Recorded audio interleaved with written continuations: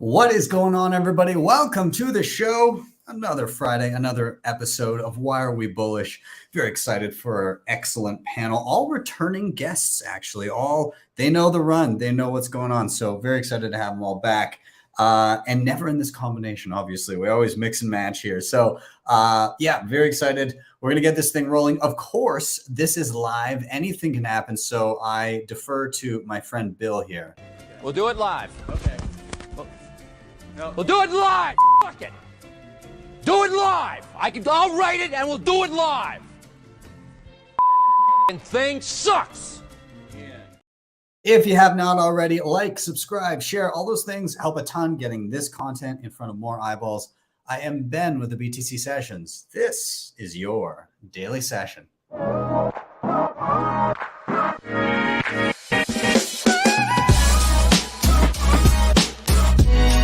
HODL the Bitcoin.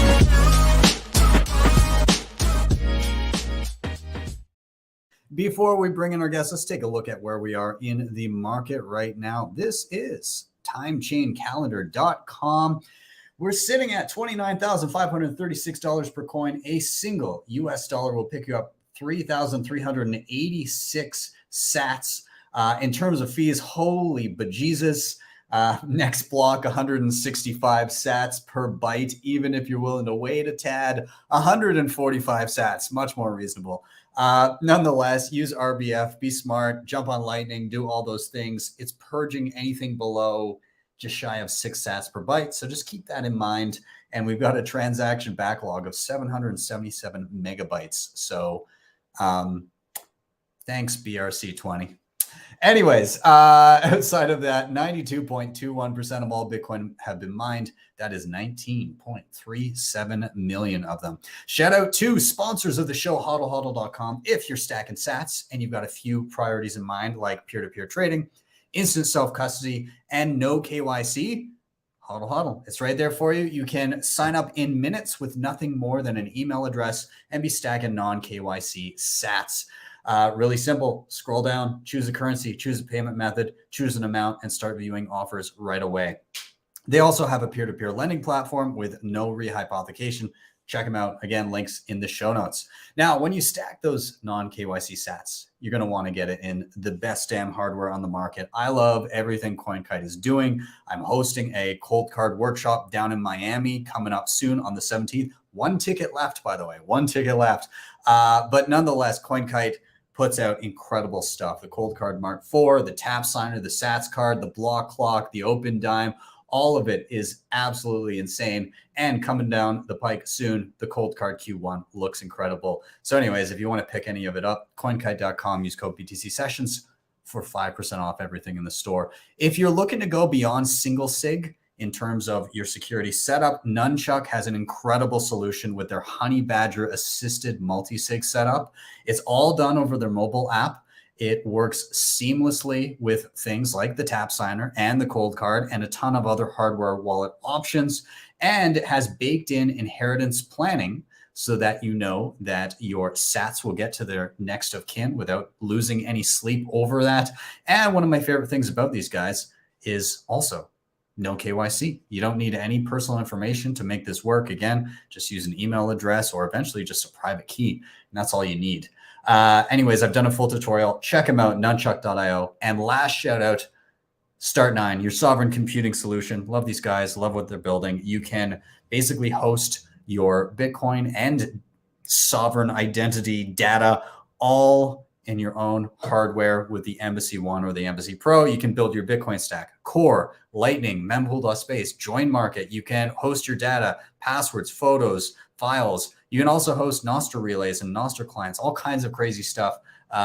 Yeah, Embassy One is your entry level. Embassy Pro, if you're looking to get serious and host everything on it, start9.com. And with that, enough of my rambling. I need to get in my guests here. So we're going to welcome back somebody that we never see on this show. Nico, good to see you, buddy. What's up, dude? Back. Good to see you back. You couldn't say no. We've also got Jason here. Dude, good to see you, man. Welcome. Great to be here. And David, thank you for making the time. Yo. Yeah, thank you for having me on. Yeah, this is gonna be a blast. I'm excited. Let's do a quick round of who are you and what do you do before we dive in, just for anybody unfamiliar in the chat. Nico, I'm so unfamiliar. Who are you? What do you do? What's up, guys? I'm Nico. I'm the creator and host of Simply Bitcoin, and I am the director of content strategy at Swan Bitcoin. Awesome. Well, dude, glad to have you on a non-news show for a change. I know, right? It's definitely a change up. Definitely a change up, but happy to be here either way. Let loose. I'm having a little bevy here, so there you go. David, I'm glad to have you back. Can you give yourself a little intro for those that are unfamiliar? Yeah, man.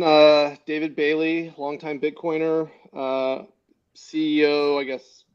I don't really call the shots, but owner of Bitcoin Magazine and the Bitcoin Conference. And as of 2 weeks ago, ordinal extraordinaire, I number one shitcoiner of all of Bitcoin. So spicy. Well, dude, glad to have you, and looking forward to Miami, of course. And Jason, glad to have you back, man. A lot has happened in your life since you were last on, but I'll let you introduce yourself. Yeah, so my name is Jason Maier, and by day I'm a high school math teacher. So I spend all of my days teaching teenagers trigonometry against their will. And I also wrote a book about Bitcoin. So newly released, A Progressive's Case for Bitcoin, that I woke up early in the mornings to write so I can go teach math during the day. So that's out there, and happy to be here. Awesome. Well, gentlemen, again, thank you all for your time. Thank you for joining. For everybody in the chat, thank you for being here. Keep those messages coming. We'll be pulling them up as the episode goes on. And for those unfamiliar with the show, this is Why Are We Bullish? Very simple premise to it. Each one of us comes with a reason for being bullish, something that's on our mind, something we're excited about in and around Bitcoin. And the flow of the show is very simple. Somebody's going to drop a reason why they're bullish. Then all together, we're going to riff on that reason. And then finally, we're going to rotate to the next person until we've all had a turn. So the 3 R's: reason, riff, rotate. Simple. I'm going to get us started today. And my reason for being bullish this week, it's a relatively simple one, but one that I'm always happy to see. And I'm bullish for the new round of the new class of Bitcoin educators. I'm very excited for the newcomers to come into the space, use the foundation that has been built by those before them, and then improve upon it. And so something that I see in my area, and something that has been lacking for some time, but I'm starting to see more of it, I'm so happy, is practical walkthrough tutorials in video form. And I'm seeing more of it. And I want to use this opportunity right now to funnel more people into these guys that are kind of, I'd say, in their early stages of building their channels. And I want more people to go in there, subscribe to them, support them, because like you can't just have, a couple of people doing this. You've got to have lots of sources of information. And so I'm going to bring up my screen here, but there's been a few guys that just recently have caught my attention, and I just appreciate people building, educational content out there. So Darren Honeysett has been doing lots of different stuff. I think he actually took a little bit of a hiatus prior, and then I started commenting on his old stuff. And then I kind of had a back and forth. I'm going to have him on the show soon, but he does these, great step-by-step tutorials on how to use various things. He just did Bull Bitcoin here in Canada, where to spend Bitcoin, talks about the white paper, cold card, like a whole bunch of different stuff, just walking people through how to do all of these different things. And so I appreciate that. So if you can, anybody watching, hop over to Darren Honeysett, HONEYSETT on YouTube, and give him a sub. Like some of the videos, share them around. He's also on Twitter and everything. So anyways, check him out. There's another dude, the BTC course And yeah, he's been covering lots of great stuff. He's covered River, Tap Signer, Trezor versus Ledger versus Keystone versus Cold Card. So a lot of like hardware tutorials or comparisons. He's done BISC. He dives into a lot of great stuff. So and also just basics explainers like UTXOs and just getting started and how to use mempool.space and all of these great tools out there. So anyways, check out the BTC course over on YouTube. Give him a sub, like his video, share them around. And then another one of my Canadian brethren, Ian Maier. I've had him on the show before too. And again, he's covering all kinds of great stuff. He just did a new video on Zeus, which is a mobile interface for your own Lightning node. And so you have easy access. I'm using it myself. I'm glad to see it get more attention. And this is another important part of educators, of being able to break down all of this great software and all of these incredible tools that are being built by the actual developers, and then showcase it in an accessible way. And so again, Ian does a great job of this. Go follow Ian Maier on YouTube, subscribe, all that. And I'm going to give a shout out across the pond. He's been around for a while, actually, or they've been around for a while, actually. But Découvre Bitcoin out of France. I met these guys at Surf and Bitcoin in Biarritz last summer, and I mean, they've got their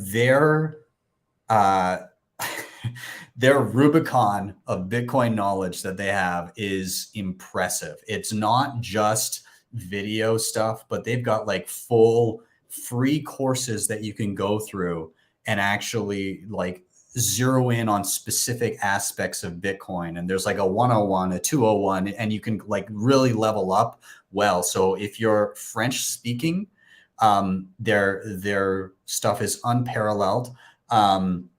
And they're working, they've begun to do things in English and kind of reach out into a lot of different languages. So check out them as well. DECOUVRE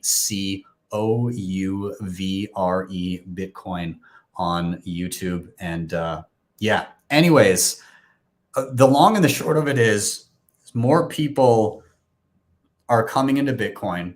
Again, they're using the stuff like the trajectory of learning that I've seen from a lot of people coming in has been expedited by, you know, great people writing great books, great people creating various types of content around news, around practical knowledge, all that stuff. And the new guys that are coming in are taking all that, mastering it in no time, and then building on top of that. And that's exactly what we want to see, and think of what the next generation after them will do. So I love it. I'm going to open it up to you guys. Maybe actually, I might even throw it specifically to Jason, because you are an educator yourself. And so I'm curious to get your thoughts on the state of education in Bitcoin right now, and where you think it could go, and what you think it's doing well versus where it could be. Yeah, I mean, I think that it's a great topic, right? Because you have new people coming into the space all the time. And I think that there's just a lot of uncertainty from people on a very practical level, like, what do I do next and how do I do it? And so just generally speaking, right, like, first of all, if Ben, if you're the only person teaching people how to use a hardware wallet, right, we don't want a single point of failure. You know, if you get hit by a bus, then everybody doesn't know what the hell to do with their Bitcoin. So I think it's good to have other people out there, because first of all, you learn differently from different people. So other people are going to have a way to explain stuff, and it might resonate with some people versus others.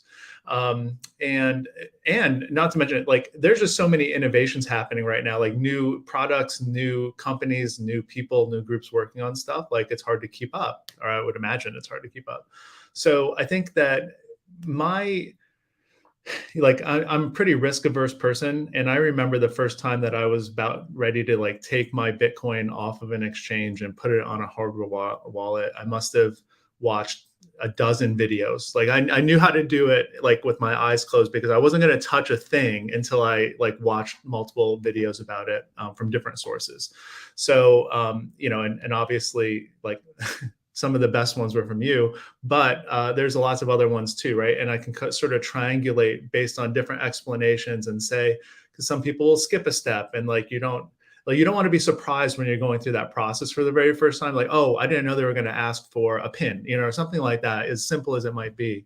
So I think that having different resources and having the ability to triangulate explanations and pick somebody that you like, hey, this is a person who explains things well for me, or as you mentioned, like in the language that I speak, like in my birth language, is super important. So I have been really grateful for the fact that there are so many resources out there. So I didn't have to start from scratch and learn how to set up a node like by myself, or how to, you know, set up a hardware wallet, or the difference between a hot wallet and a cold wallet. All of that stuff, there's great resources out there.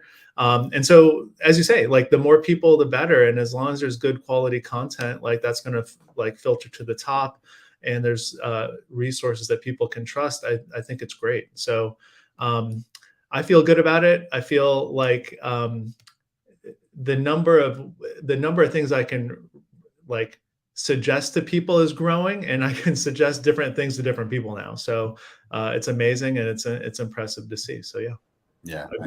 I like what you mentioned about overlap too, because God knows there's been many videos that I've done where I'm like, oh God, I had left out something and now people are going to go to this. But when somebody also covers it and somebody watches a video that I've done and they're like, you missed something, or this is different now, and then somebody else covers it, like putting those two pieces of knowledge together, it just complements each other. So David, I wanted to toss it to you, because the thing that spurred on my reason for being bullish today was I was in Toxic Happy Hour spaces this afternoon, and D++ was there, and she's speaking at the conference, and we're just talking about different ways to explain things. And you know, the open source stage, there's a lot of great educators, and there's a lot of great people speaking there to help people level up. There's lots of workshops, hands-on stuff happening.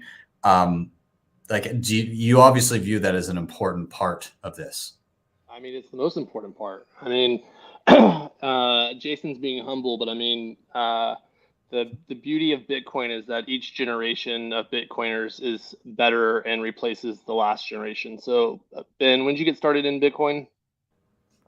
I stumbled my way through 2014 and 15 before starting making content in 2016. Got it. So yeah, man, and that makes you an old man. So you're going to be replaced soon by these young guns that have no respect. You know, there's so many. I mean, two young guys that I've gotten to work with over at BPI, David Zell and Grant McCarty, 22 and 23 years old. I mean, and it's like, you know, not just way smarter than me at the time I was their age, way smarter than me at my current age. So it's just like, okay, Bitcoin just keeps upgrading.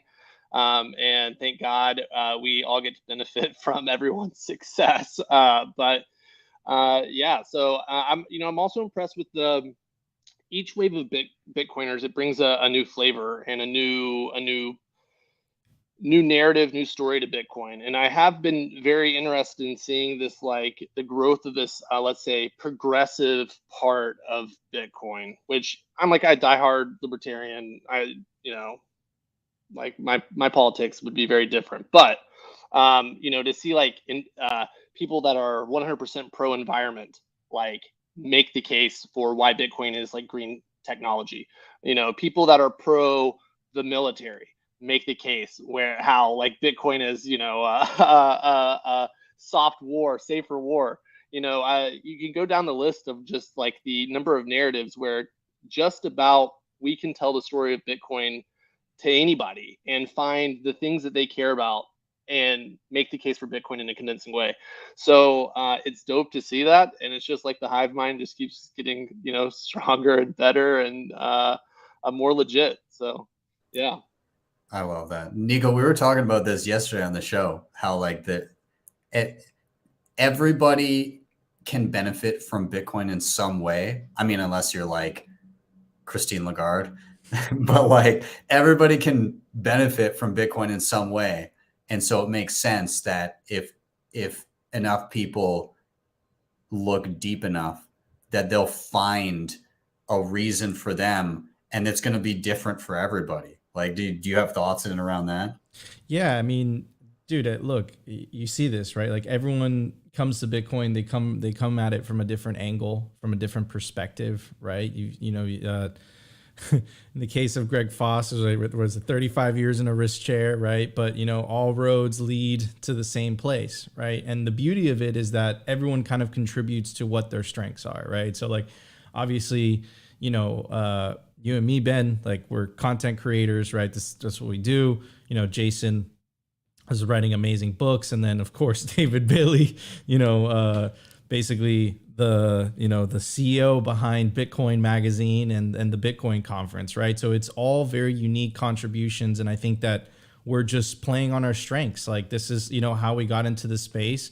But what's awesome about Bitcoin, and I can't emphasize this enough, and I don't hear a lot of people talking about it enough, which is the idea that the incentives are aligned, right? So like me just working, creating content, Ben, you creating content, Jason, David, like we're all kind of contributing to each other. We're just making it stronger. And to kind of go back to the educational videos for a sec, I think that's crucial, right? I say this all the time. I think we're in this like narrative trench warfare on the battlegrounds of the internet. It's not left versus right. It's not red versus blue. It's orange versus green, right? And we need as many people on our side really trying to break through the Bitcoin echo chamber and really get the message out there. It's like, look, guys, it's not the opposing political party that is causing your economic woes. It's literally that the money is broken, and I think that we're finally starting to see that. I was incredibly bullish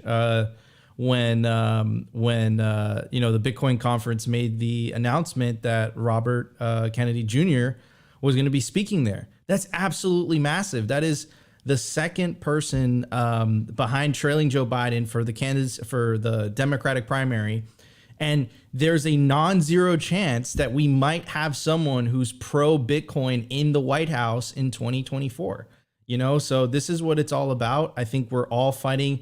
We're all on the same. We're all on the same side. We're just fighting in different trenches, but we're all trying to, to reach the end goal, which is hyper Bitcoinization and freeing the world from the tyranny of central banking in the process.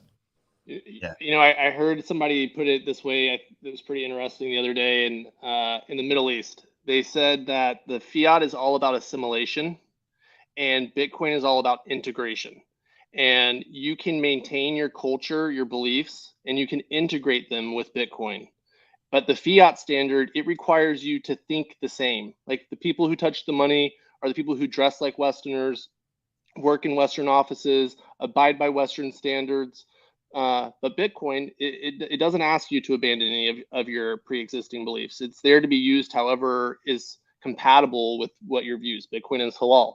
So it's like, I thought that was a pretty beautiful metaphor, because it really applies to, I think, all the cultures that touch Bitcoin, not just, the Islamic one. Yeah. At the end of the day, I think the question to be asked is, do you believe that Bitcoin will improve the world? Which obviously everybody here would agree in some sense and at some level. And two, do you think there's any way that somebody you disagree with using it could corrupt Bitcoin? Which, I mean, if that was possible, then I wouldn't be very confident in Bitcoin anyways. So for me, the logical outcome from that line of thought is you should learn, even with people that you politically oppose, you should learn why it appeals to them, and then learn who you're talking to when you're introducing Bitcoin to them. Because if you know all of the arguments for why that person or that ideology would find Bitcoin appealing, then you can just simply present those. You don't have to go you don't have to go down a rabbit hole that somebody does not care about. You don't need to go, you don't need to become political with it in terms of, oh, this is where I'm coming from, and that's why it should be important to you. That doesn't matter. Your end goal is, I would love more people using Bitcoin because I think Bitcoin helps the world if more people are using it. And I heard a term the other day. I can't remember who said it, but the idea of a what was the term? A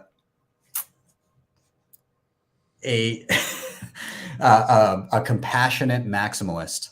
That was the term. And I think that's useful because, again, the end goal, I think Bitcoin improves the planet. I think Bitcoin improves things for all of us. I want more people using Bitcoin. If I happen to disagree with somebody who's also using Bitcoin on other topics, that's like a second tier issue to me. So yeah. I'm going to say, any final thoughts on this topic? I know we kind of went down a rabbit hole away from education, but like it all pertains, right? You're trying to reach out to people and meet them where they are. Any final thoughts before we do a rotation here? Yeah, I mean, I'll just add a bit to what you're saying, Ben, which is Bitcoin is the great unifier. It's really, and then fiat is just a great divider. That's, very simplistic way of seeing it, but I really do believe that in my heart. Yeah, I'd echo that. All right, awesome. Okay, so we are going to do a rotation now. There was something that there's a little thing that came up earlier, a question for Jason, and I wouldn't mind just tossing it to him really quick. It was just somebody asking about where is it here? Jason, wondering if your students ever ask about Bitcoin and all that. Oh, there we go. Dig Doug says, awesome to see Jason on here. Would love to know if you ever get students asking or interested in Bitcoin. Like, do they know your interest or is it a secret? Yeah, great question. First of all, it's on the back of the laptop I'm using. So there's a big "Fix the Money, Fix the World" sticker on it. And I teach with my laptop every day. So that's popped up facing them and they get to see it. They know I'm writing the book. Through the end of last year and the first part of this year, when they knew that I was writing the book, they would ask me a lot because I think that they very correctly figured out that if they ask me about Bitcoin, they can waste a 45-minute period, at waste. Meanwhile, I'm teaching them what they need to know. Like I'm giving them the real truth. So they're, if we get him talking about Bitcoin, then we don't need to learn the law of cosines today. So that was their goal. But it's actually kind of interesting because a lot of people say, oh, teenagers, they must know so much. They really don't. They ask me questions immediately, like how.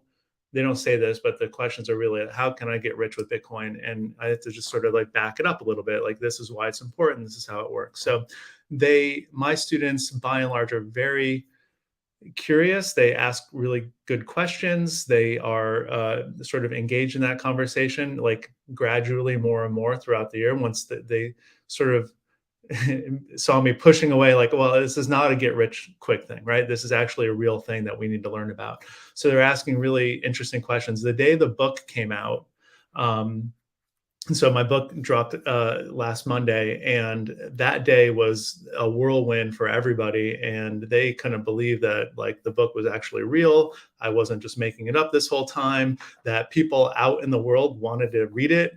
They were really like, I said, what did you think we've been talking about for the last several months? So yeah, it's like a real thing. So anyway, yes, the students ask about it. I have very interested colleagues that I teach with that want to learn more about it. I held a faculty colloquium at my school a couple of weeks ago, had a pretty good attendance from just people asking me like really thoughtful questions, and really understanding the importance of it. It was all about sort of the geopolitical sense of Bitcoin and how it changes the world in potentially positive ways. And I think that it just really opened the eyes for a lot of people that we all know the current system is broken, but like, here are some real examples and here are some real solutions that are possible. So yeah, curious students, curious colleagues, and a lot of attention sort of in my small sphere here, where I work about the book and about Bitcoin and all of that. So that's fantastic. Yeah. My favorite thing about this is like Bitcoin's tendrils get everywhere, and like having a progressive school teacher have all of a sudden having other staff members gathering and asking questions, and they all go, and from your unique perspective of kind of where you're at, and they go, oh geez, and then they all take their own perspectives, and that grows and reaches out to other places. And I think it's inescapable, because people in all positions and all walks of life are going, oh, this makes sense for me. And that knowledge grows out. I'll just add one small anecdote, which is that I was driving my team to a tournament last week, and a kid specifically asked to sit in the front with me while I drove. It was like a 3-hour drive that we had to go to another state, because he wanted to ask me questions about Bitcoin.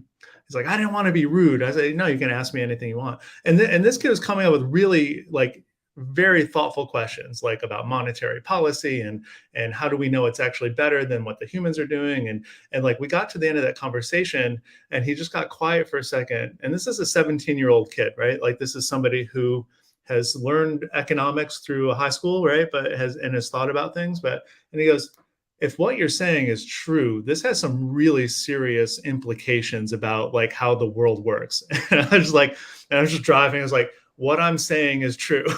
This does have important implications about how the world works. And he was able to sort of like, it clicked. He was like, wow, if like this is real, like this is a big deal. So yeah, that was a really great moment for me. And I'm just driving down the road, and like a light bulb moment came on for a 17-year-old kid who thought that he was just going to invest and just cash it out for more US dollars. And I disabused him of that notion very quickly.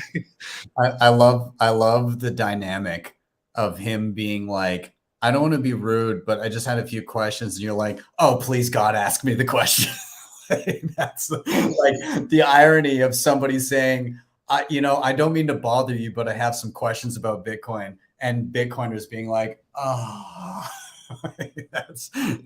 Dude, Jason, you have to take advantage of the situation and like give them extra credit for the class if they set up a full node.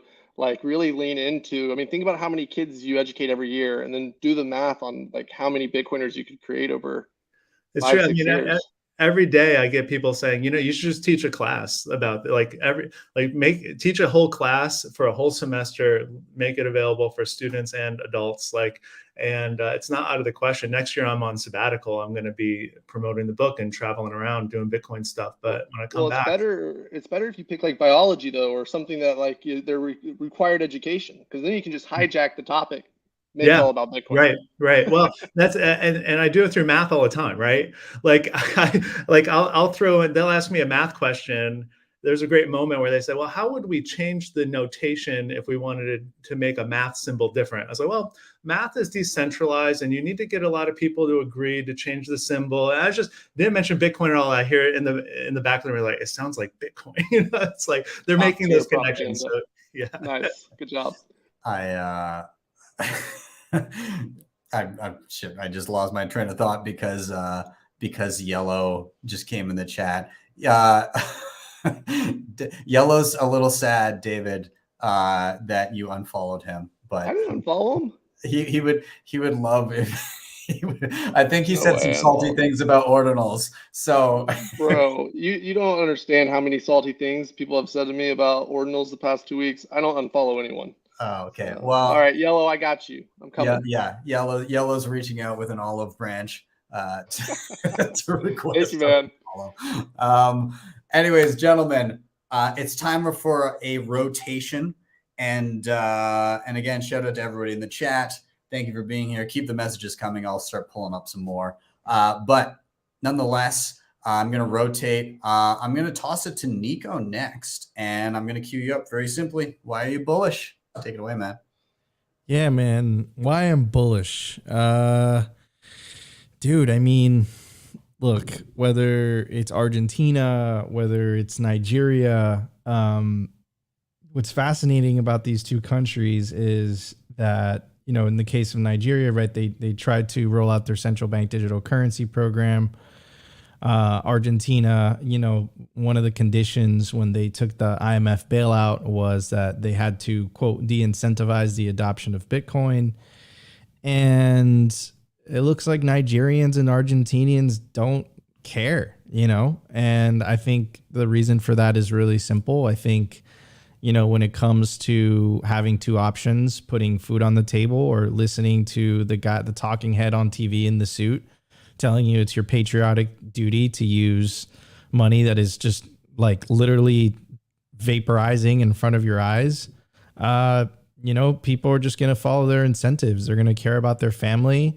And if Bitcoin is that tool where it enables them to provide for their family, they're going to do just that. So the adoption rate in these countries is absolutely crazy. You know, the figures are anywhere between 25 to 35%.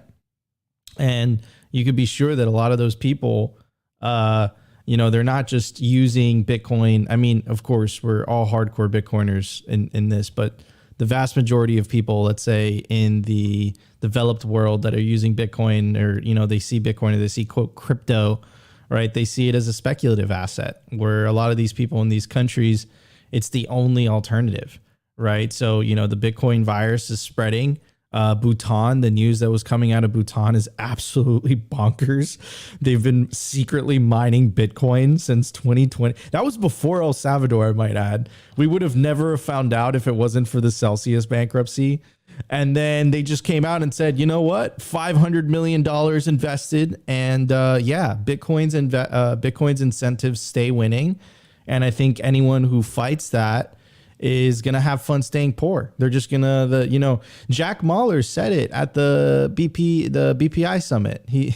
There was a veiled threat, like right in the beginning. He's like, you know, guys, if you don't like go along with this, I'm just going to move. And then he threatened them again later on. He said, you want Bitcoiners paying taxes in Texas and not Dubai. Right. So it's like two very strong statements to politicians. Like, look, you know, you either go with the flow or we're going to leave, you know, and that's the power of Bitcoin. And I think people are just going to wake up to that reality all around the world. Maybe I'm an absolute crazy person, but I really do believe in the theory from the sovereign individual that information technologies are going to free mankind, you know, and I think the internet started the fire. And then Bitcoin came along and poured a drum of gasoline on that fire of freedom. And I think that's what we're living through. And boy, oh boy, is it a great ride, man. This is you know, they don't call it the Bitcoin roller coaster for no reason, but what a time to be alive. What a privilege to be alive during these crazy, crazy times. This is the separation of money and state, and we're going to win this thing. I feel the heat from that fire, man. I feel it. Yeah, I love that. Also, shout out, speaking of sovereign individual, I don't know if he's still in here, but CK was in here earlier, and he always brings copies of the sovereign individual whenever these events happen, and he just hands them out to the first people that find them. So if you're going to Miami, find CK and get yourself a copy of the sovereign individual. I thoroughly enjoyed it. I find it prescient, given it was written in like 96 or something. Like it's pretty wild, some of the stuff that was said in that book that early on.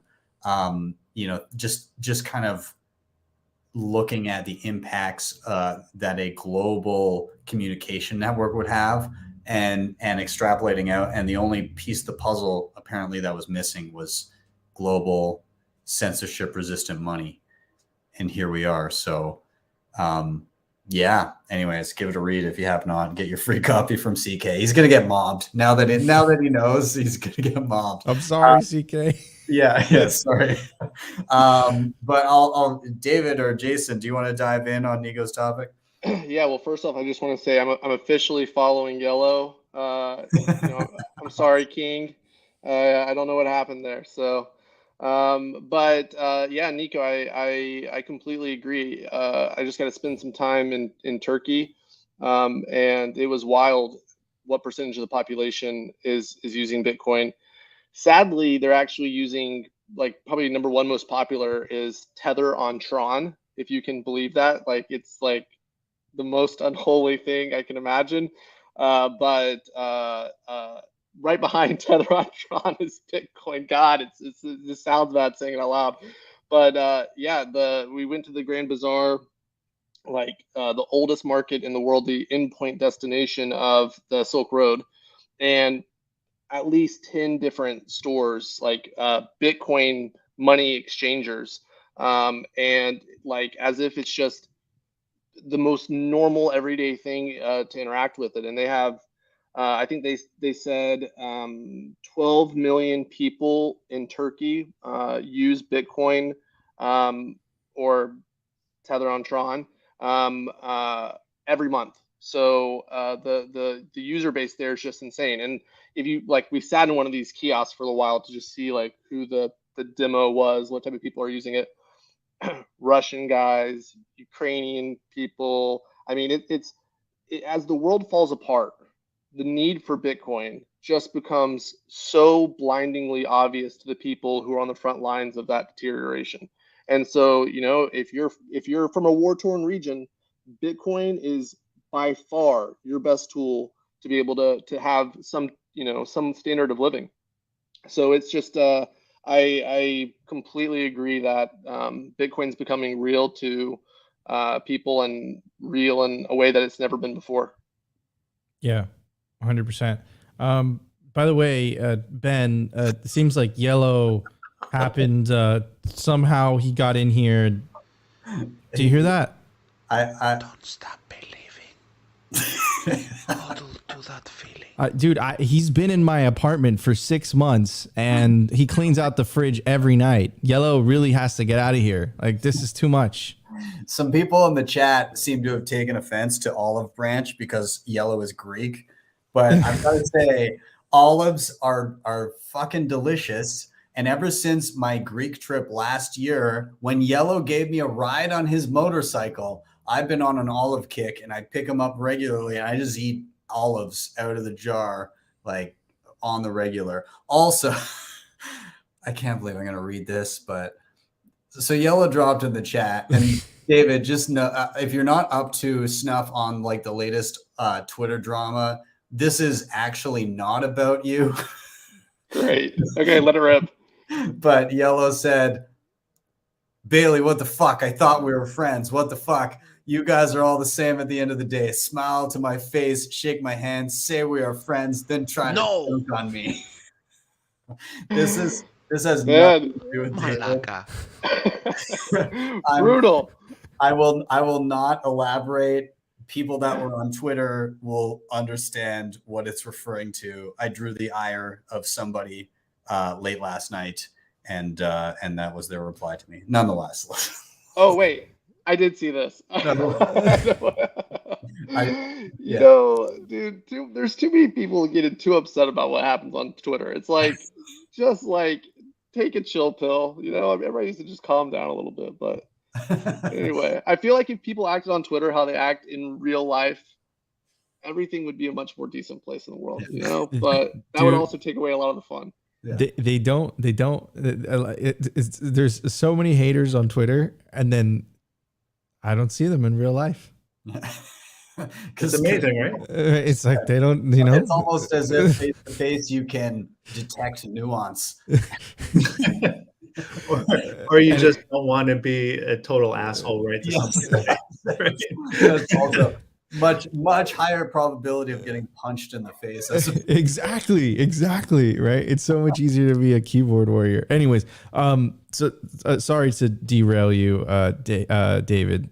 Jello just pops in whenever he wants. But yeah, I think that, you know, and I do hear that as well, like not only in Turkey and Venezuela as well, right? The popularity of stable coins is through the roof.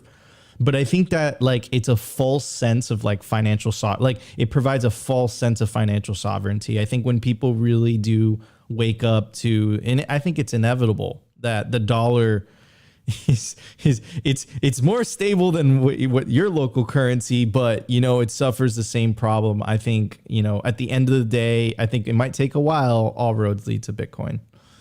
Not like not to state the obvious, but the number one shitcoin is the US dollar. And like if you created a shitcoin with the parameters and the features of the US dollar, it would be the worst of the worst. Not even Justin Sun's Tron has as fucked up as policy as the US dollar does.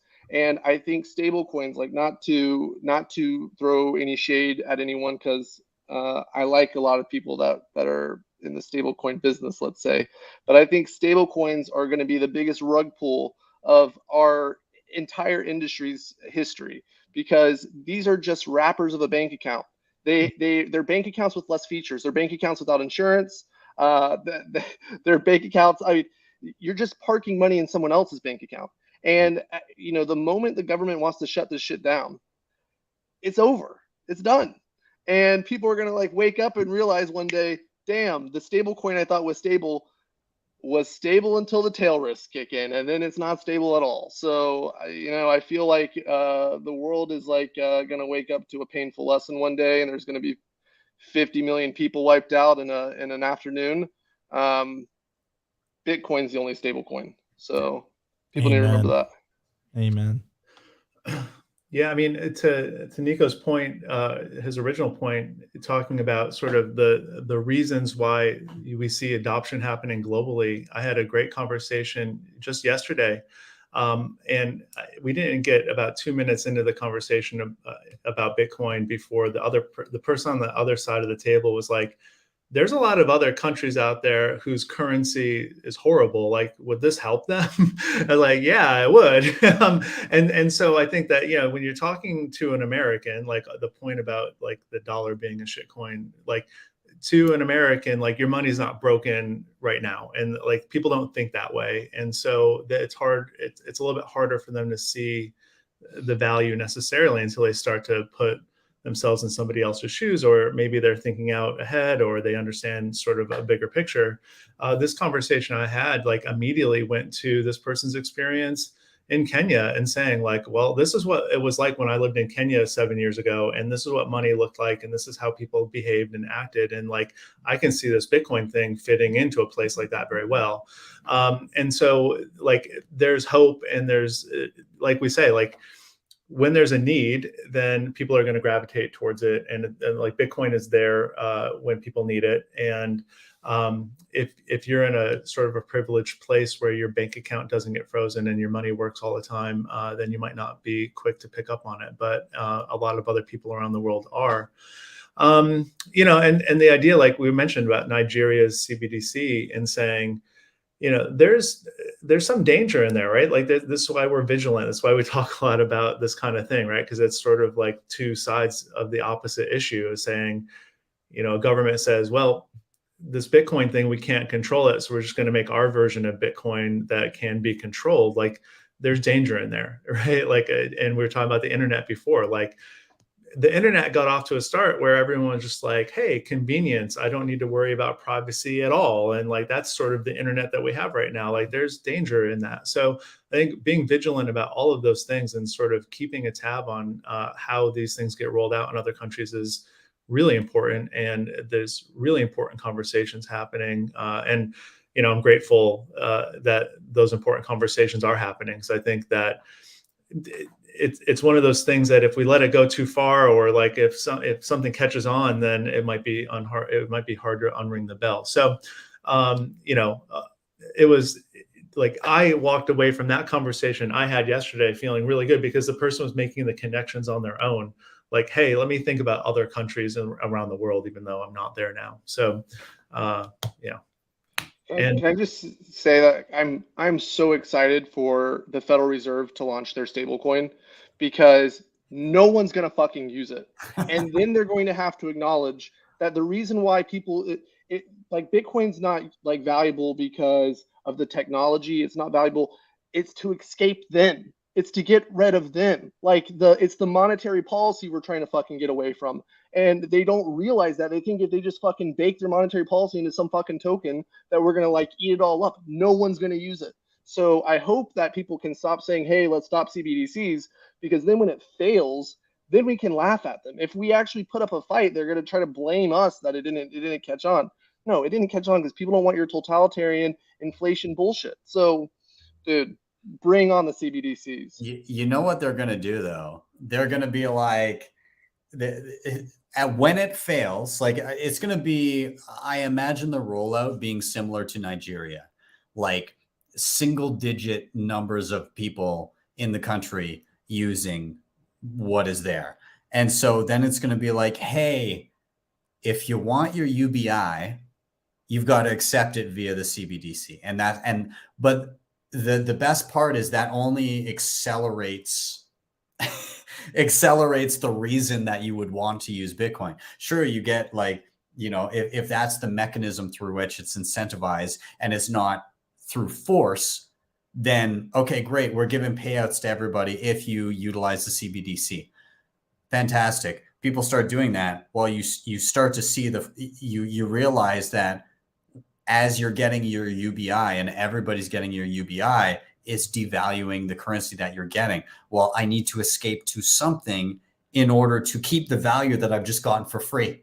And so people like start basically trying to play the system and go, okay, I'm getting free stuff now that will be worthless in the future, or the longer that I hold it, the less it's worth. I need to, you know, the capital flight needs to happen to something that's going to retain its value. And so it just, the vicious cycle just takes hold.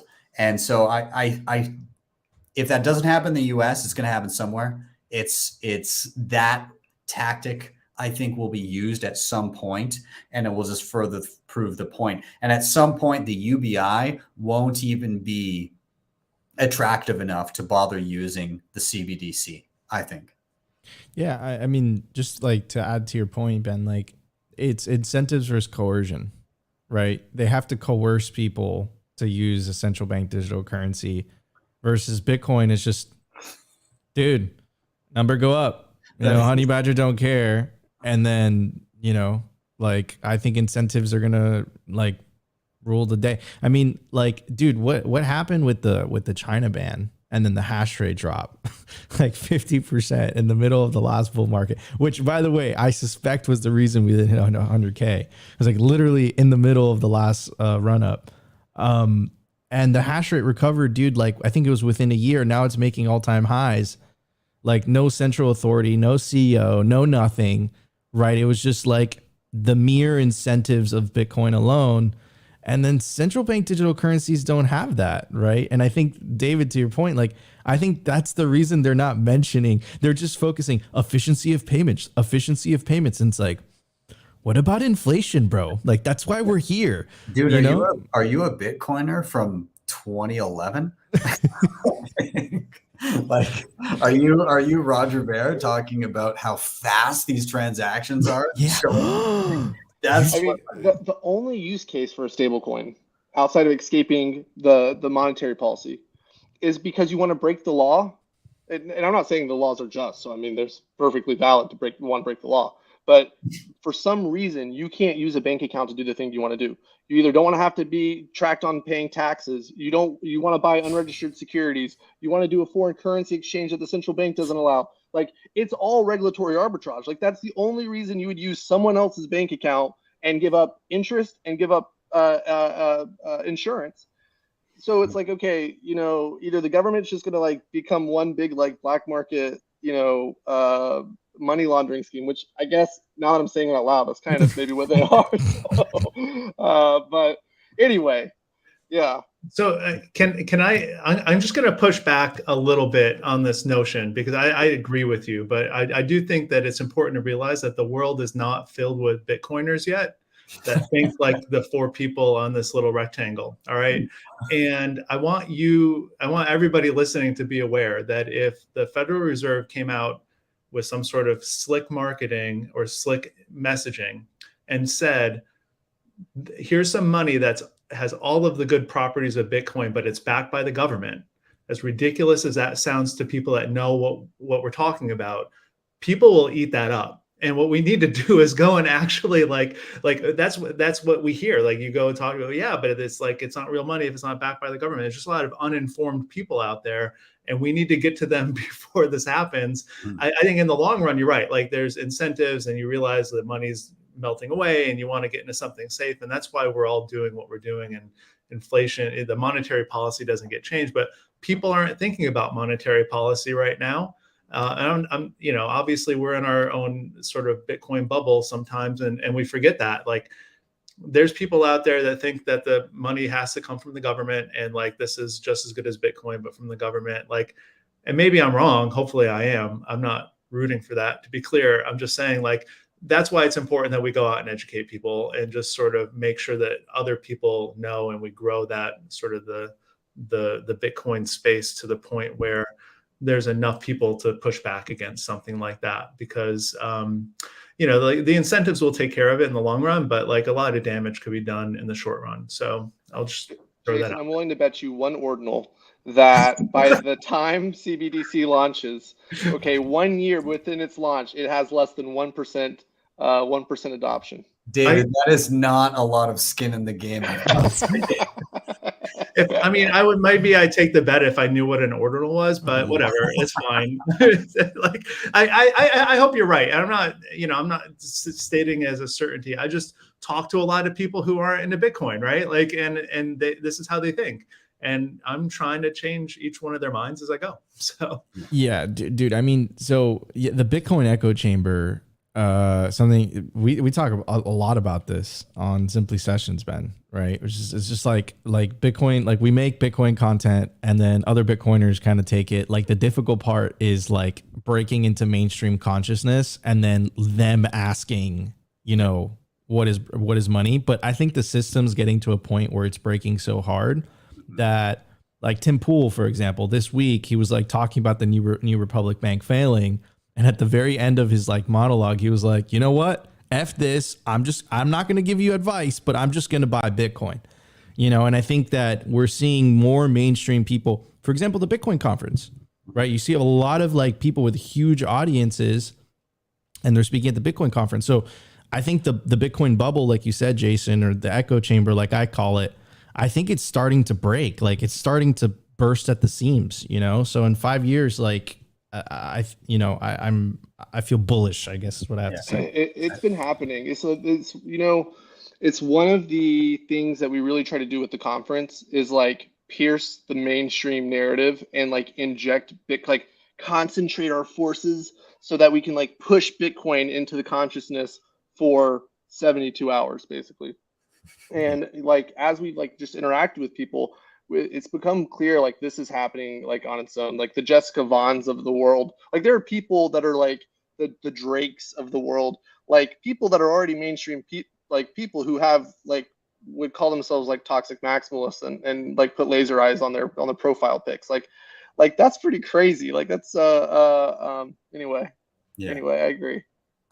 Okay, so I've got a question just in and around, again, that breaking out, again, Nico, in line with your topic, David, in line with the conference, and Jason, my question to you, coming from the progressive side of Bitcoin, how do you view the impact on progressives' thoughts on CBDCs from Robert Kennedy?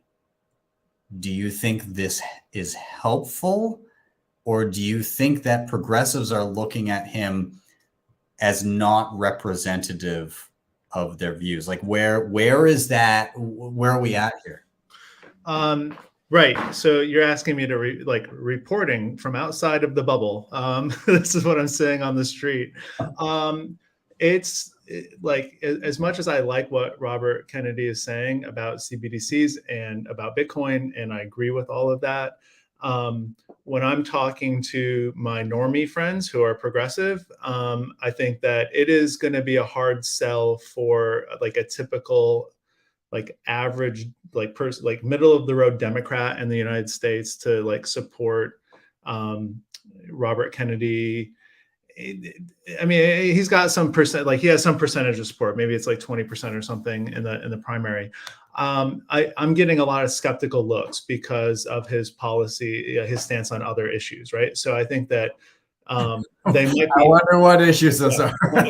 So I think that I'm getting a lot of skeptical looks, and I think that like that's probably going to make it more difficult to convince somebody, you know, that RFK's policy on CBDCs or on Bitcoin is something that should be paid attention to. That's like the cynical take. I think that, you know, I talked to that person and I sort of, you know, a couple of them in a row and well, maybe I'll relook at it. We'll see. Like they didn't shut it down completely. So who knows, like there might be a chance for optimism there. But I am getting a lot of like, hey, like that guy's sort of fringe and I'm not into it, which doesn't bode well for his ability to translate the Bitcoin stuff to people, like to everyday people. But I hope that I'm wrong. But I think when the question is how do we reach certain mindsets, the skeptical look, the look of that Bitcoiners have on everything else, of don't trust, verify, and scrutinize until you can't scrutinize anymore, that needs to be had. Right? Because if, like, again, me and Nico talked about this yesterday on the show, but it is massive that you have a Democratic candidate for president, which albeit like Biden's probably running again. And so like, how much clout does that, regardless of the fact that you basically got the second in line in the Democratic Party, if there were a primary debate, saying that CBDCs are no good and that Bitcoin is a better option. I think that's important, but I do think we need to get to a place where you have other voices that the vast majority of, say, Democrats, or here in Canada, liberals, or whatever it may be, can hone into, not necessarily the entire message, because obviously, like we talked about earlier in the show, everybody has their own way that they're coming to Bitcoin, and it appeals to people in different ways.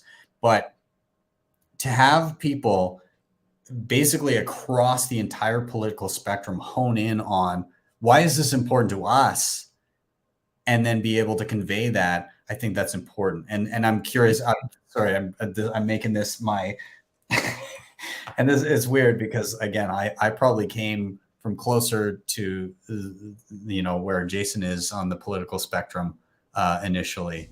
But my question to you is, what kind of a person do you think, bringing up the virtues of Bitcoin, like a recognizable person, what kind of a person do you think it would take for your regular kind of run-of-the-mill progressive friend to go, oh, maybe I will take a second look at that, and not be like, oh, RFK net?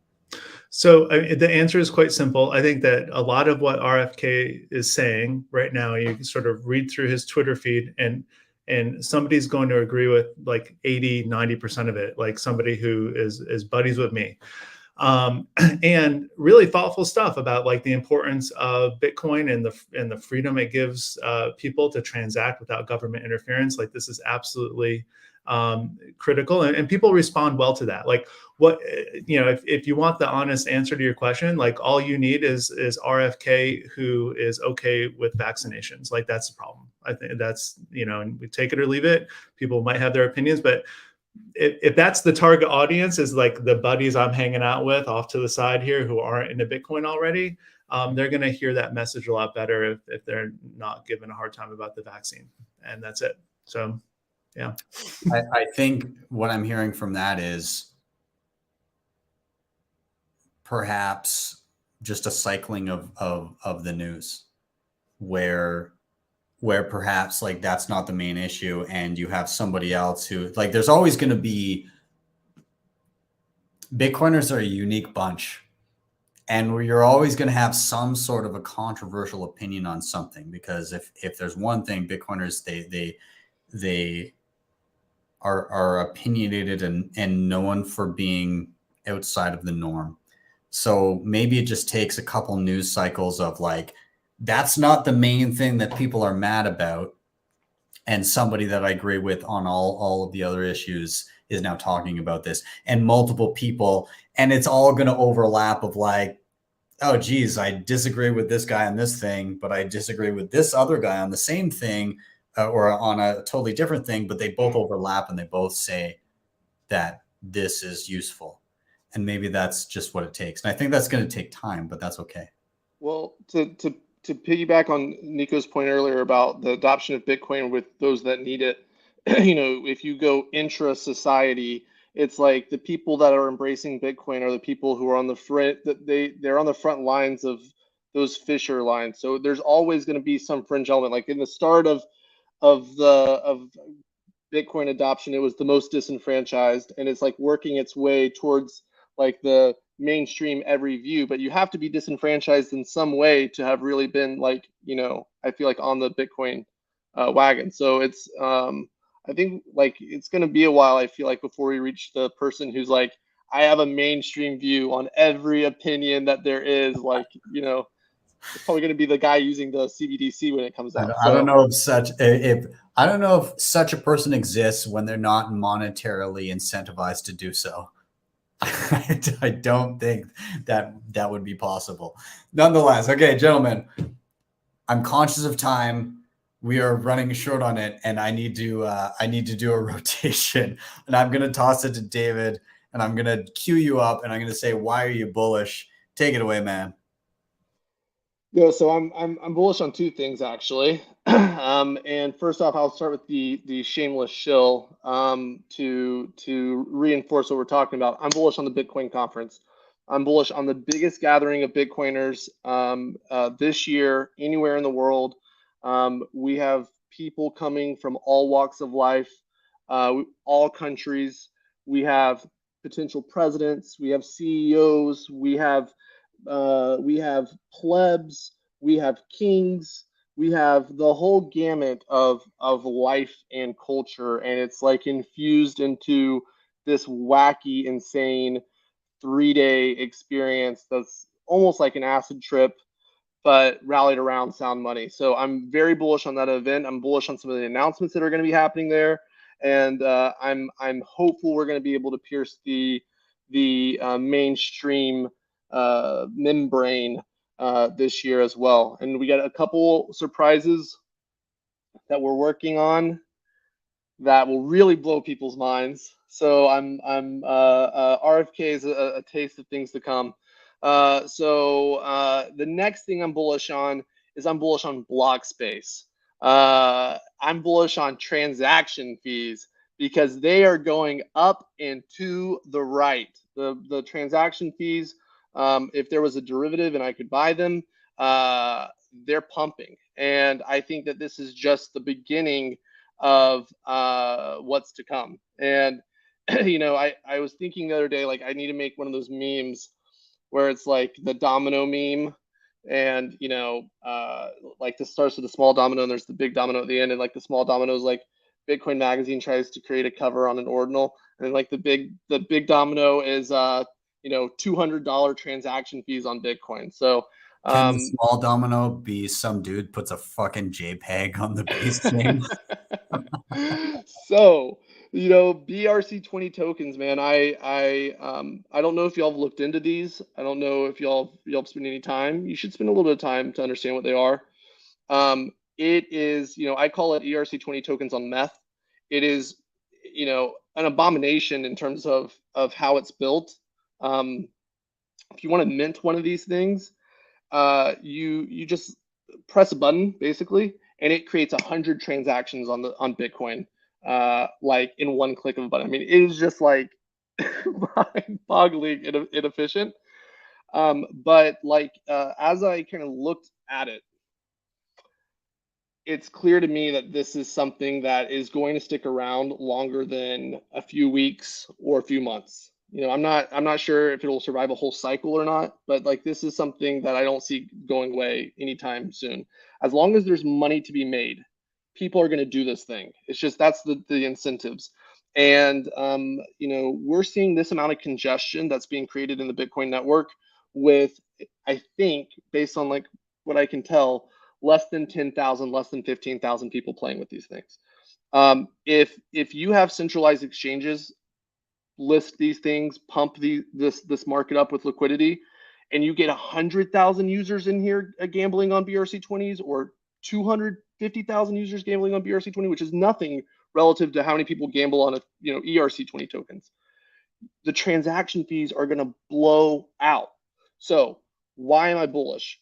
If you want to see the Bitcoin community get focused on actually building shit, make transaction fees $100 and see what happens.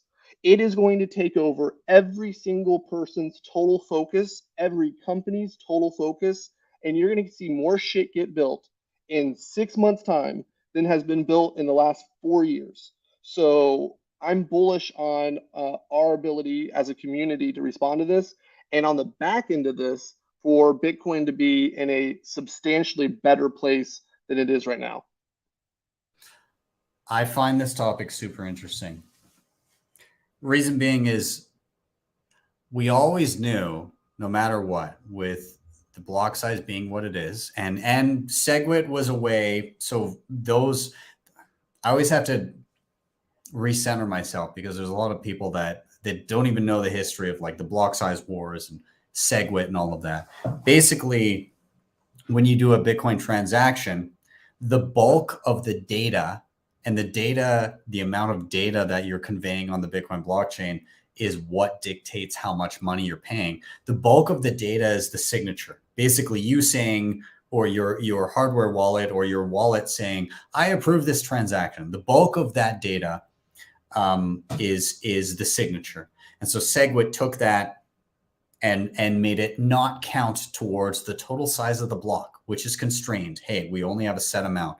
Constrained by design, because we want, or the consensus is that we want people to be able to download and verify the entire history of Bitcoin's transactions. And so that's what running a full node is. I can, in a day's time or less, if I'm running like some decent hardware, I can download and verify the entire history of Bitcoin's transaction base. And that gives me certainty over the supply of Bitcoin and a whole bunch of other parameters. So we always knew that, hey, if we're going with smaller blocks, the trade-off is everyone that chooses to can verify, or like most people that choose to can verify. There's going to be, obviously, if you can't afford any sort of computation, if you can't have any sort of hardware, that's going to be difficult. But we want as many people as possible to be able to fully verify everything on chain. Okay, fantastic.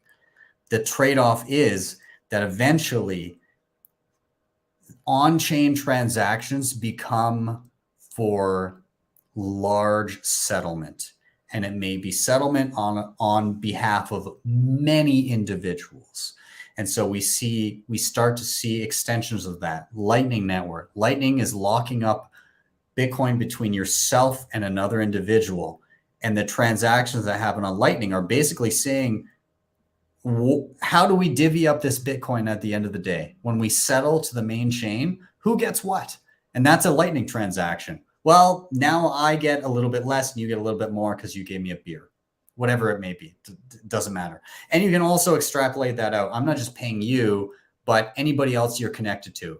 Boom, boom, boom, boom, boom, hop, hop, hop, hop, hop. Like beads of an abacus moving down, you can move those transactions. Amazing technology without compromising the base layer and the ability of anybody to verify on it. But we're going to be continuing to bump up against that. It was an inevitability that with 8 billion people on the world, you can't have everybody doing the number of transactions they're doing nowadays and having them all be on chain.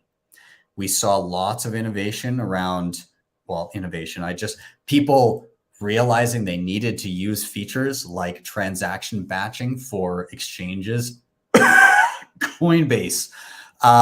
There were a number of entities that dragged their heels on it, and to their users were like, dude, I'm not going to pay $15 to withdraw every time. You got to get your shit together. And now we're starting to see that with Lightning. exchanges are slowly beginning to implement Lightning withdrawals. That's fantastic. That's a great service to offer. It needs to be blanket. And we will see other options. We'll see things like Fedimint, Cashew. We'll see other options.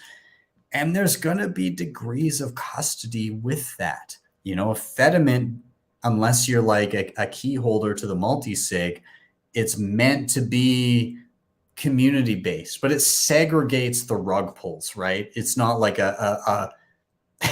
it's not like a 2008 rug pull wherever like you can only rug your friends. You can't rug, you know, strangers. Yeah, exactly. I mean, you could if somebody bought into your, if somebody decided to go into your Fedimint and they had no idea who you were, or your Cashew Mint and they had no idea who you are. It's possible, but my hope is that people treat it as this is meant to be a small community. And so we'll see. It's still infinitely better than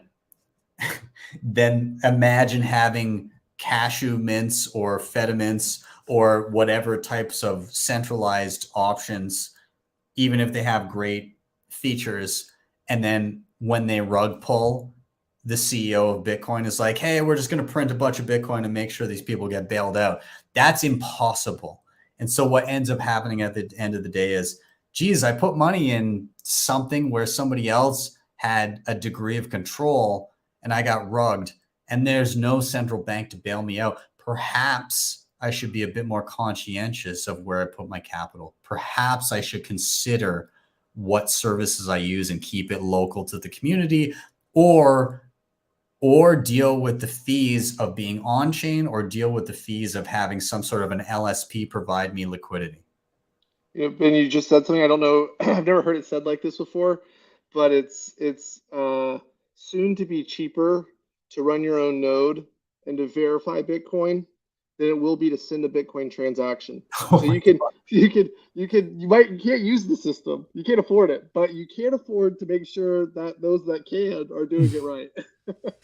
To be fair, I would love that with the Fed. Yeah. Dude, I don't mind paying $100 for a fee if I know that, you know, I'm sovereign, right? And like at the end of the, maybe that's very selfish of me because, you know, I didn't get it in as early as you guys, but still class of 2016, you know, and I don't mind paying $100, you know, a Bitcoin transaction if it means, you know, like I know for a fact, you know, my money's mine. And it's exactly, you know, you touched upon this, David, right? Which is, this is just going to spur innovation, right? This is what the Lightning Network is literally for, right? I loved how you described it, Ben. That's why I'm a huge fan of your tutorials, right? Lightning is a bar tab. That's literally what it is. It's a bar tab. And at the end, you know, you check out of that bar tab and then that's it, right?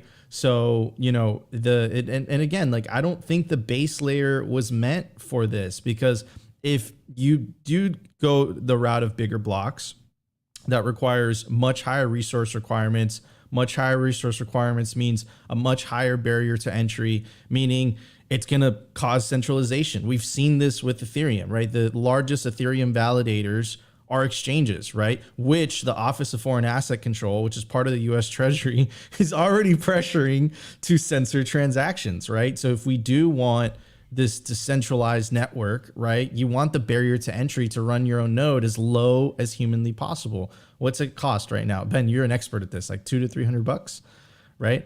Yeah. I would rather, you know, like, you know, I would rather want something like that than the Frankenstein creature that everyone has to deal with right now, which is, you know, central banking and state money in general. Like, I think we're going to look back 50 years from now, and we're going to look at the idea of state money and government money, and we're just going to look like that was a horrific idea. You know, you could have made the case, okay, that was the best solution until 2008, but, you know, it's not the case anymore, you know? So anyways, that's my take. I think this will be super interesting in the way of perhaps you get into an instance where an individual or a family or a municipality, whatever it may be, they take careful consideration of we've got X amount of capital. We're going to allocate a handful. Not only will I allocate a handful of transactions base layer to opening channels, but I'm going to batch that. So I'm going to take my Bitcoin in a single transaction to be as efficient as possible. In one transaction, I want to open up channel to multiple entities. And maybe that's not even on the individual level. Maybe that's a small town or a family or a company or whatever it may be, saying like in a single go, I'm gonna, because I need to be as efficient as possible with on-chain, is I'm gonna go, okay, boom, my city, the city of Calgary. I'm going to open channels for our municipality to the following location. Boom, boom, boom, boom, boom, boom. And you open those channels based on things like even geopolitical risk. Like if you open up just channels to the US sanctions you, well, those channels just get closed. But if you have a channel from one country to another and then back to people in the US, it changes the game in terms of that, in terms of on-chain efficiency. Like the first step was seeing companies like Coinbase batch transactions.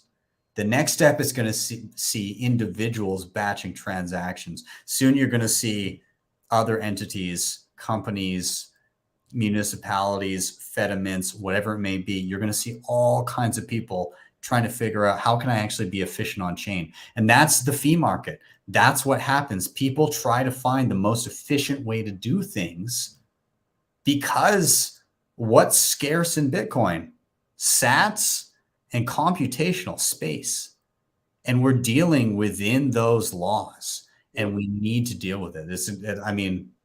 There's scarcity, something we don't experience in fiat land, right? Well, I find that in our industry especially, it's filled with a lot of technologists who like to theorize and like to think and like to conceptualize, and they like to debate their opinions.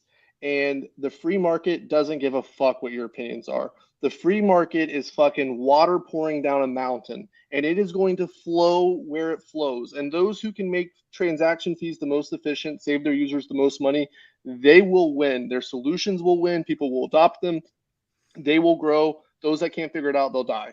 And so it's kind of like takes your hypotheses or your predictions or whatever, is like fucking puts them to the test. And the put up or shut up is like, do they actually work? Do they actually get adopted? And if you think back to like the block wars, if you think back to like the genesis of the Lightning Network, this was the context in which the Lightning Network got launched. Like, this is the context in which people started taking transactions fees seriously, because for the first time ever, we had to start paying them. And so it's like Lightning was one of several ways that efficiency was brought to solve the congestion issues on the network. Now, Lightning is not a panacea. Lightning has its own problems. And, I think, we got to be careful not being like lazy in terms of like, okay, it's a good narrative to be like Lightning solves all our problems. And then, but does it really? And so I think like as fees go to $100, et cetera, and it puts all of this pressure on Lightning Network, we're going to see like where the shortfallings are with Lightning and what needs to be spent, more work spent on. And then, there are, when I think back to like what we learned from the block wars, like the key thing that I think we learned from that process is that you can't hard fork Bitcoin. Like that's the only takeaway I really take from it, is like you can't hard fork Bitcoin. And so, if you can't hard fork Bitcoin, you have to live within the parameters that exist.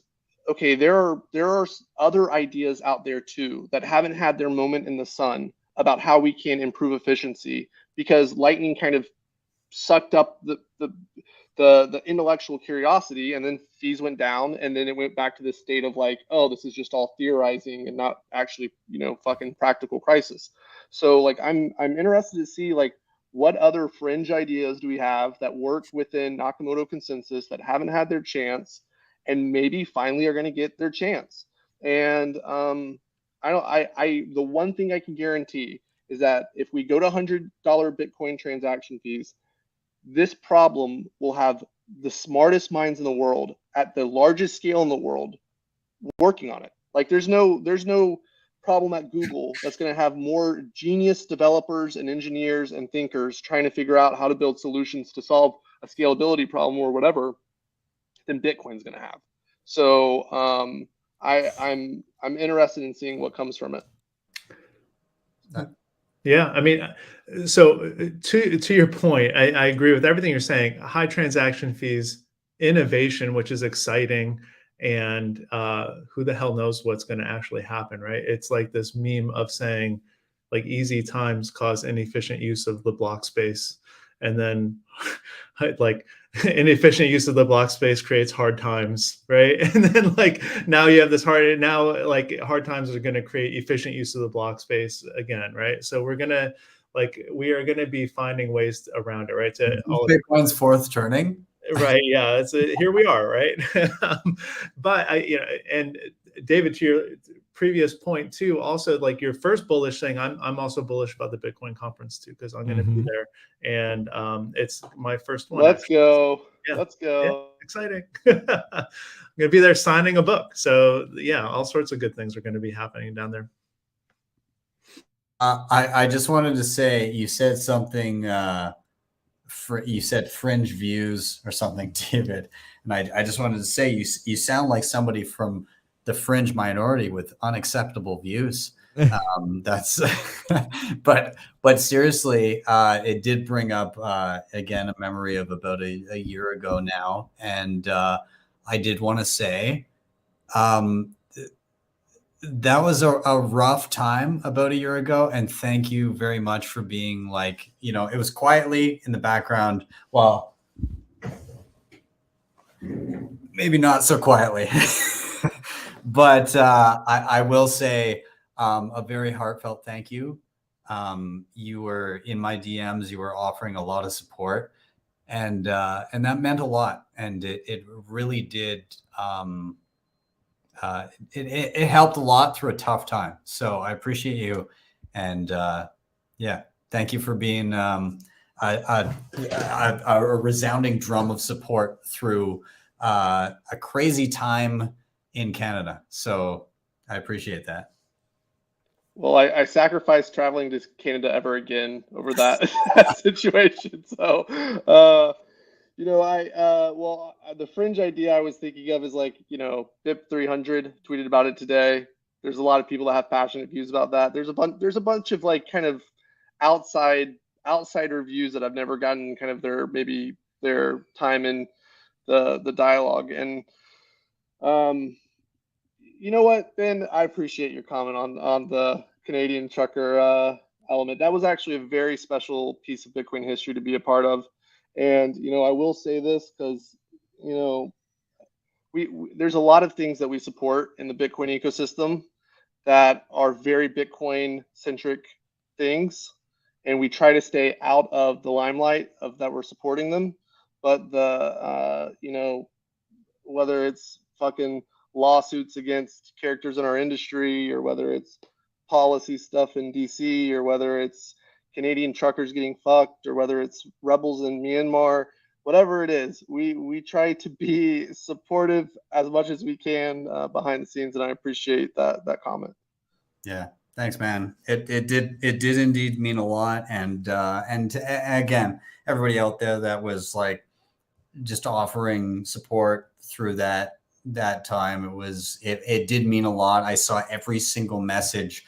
It was overwhelming, and it was literally impossible to get back to all of them, which means even more. It was fun. It was fun. Okay, it was fucking crazy, but it was fun. It was, in retrospect, maybe at the time it was fun, and then it really wasn't fun. As all great things are. As all great things are. Yeah, true. Dude. But nonetheless, yeah, I really appreciated the support from you, Bitcoin Magazine, and just kind of everybody that chimed in, and Nico, you joined me on my first show immediately afterwards, and that was greatly appreciated. Yeah, man. I was speaking through the camera into and I felt the energy, bro, and I think I dropped this like multiple times during the show. Ben, this is the separation of money and state, bro. This is a form of revolution. It's a peaceful one. It's not kinetic yet. And you know, you're a freedom fighter, man. And you know, you stood up for what is right. And I think that, you know, 10, 20 years from now, even though what you went through was extremely tough, man, you know, it's individuals like you, man, that Can't trade that for anything. Yeah. I mean, that's history. Yeah. And again, it was such a learning experience because, I mean, David, I don't know if you know this, but there's a girl from Poland, and she saw the Canadian trucker protest. And what she does is she's a human rights activist for people in post-Soviet states where the government is like encroaching on various rights. And so she saw that. And so as the war in Ukraine broke out, she was basically just trying to get protective gear to individuals. And so she saw, she tried to go through fiat rails. It was going to take weeks. And then she saw the Canadian protest and she was like, it seems like that kind of worked. Like it actually got, the vast majority of it actually got to where it was intended. And so she looked at that and she was like, I'm going to try this. She got protective equipment into the country for individuals there on day 2 of the conflict. It would have taken weeks otherwise. And myself, Jeff Booth, and her had a conversation. We did a show afterwards. But it just, again, it kind of highlights, like, we are people of all different kind of mindsets and political affiliation or whatever it may be here, even just on this call. And there's something in Bitcoin for kind of everyone. And this is just another example of it. Anyways, I don't mean to plant the seed, but I'm just saying, like, maybe next year at the Bitcoin conference, you should have her name's Luda, and she's fantastic. She speaks at the Human Rights Foundation. She was there last year in Oslo. Fantastic. Just tell her to shoot me a DM. My DMs are open. I'll pass it to the right person. I will. All right. Awesome. Gentlemen, we're already over. I apologize. I hope none of you have hot dates. But I'm gonna rotate anyways. Jason, this is my hot date. My hot date. Yeah. Jason, I know your wife is probably just off to the side, being like, he seemed like a nice guy when I met him in person. He's really holding up our hot date. So now she adores you, Ben, and she knows where I am. So you know. Listen, the kids are older now. We're not doing bath time anymore. So I'm like, okay, all right. Yeah, you're at a different point than me. If I was running late and I had a hot date, my wife would be upset because we've got to get the kids to bed. We've got to get a lot of stuff to deal with. Nonetheless, I'm going to toss it to you for a last reason. So I'll cue you up with the same question as all. Yep. Why are you bullish?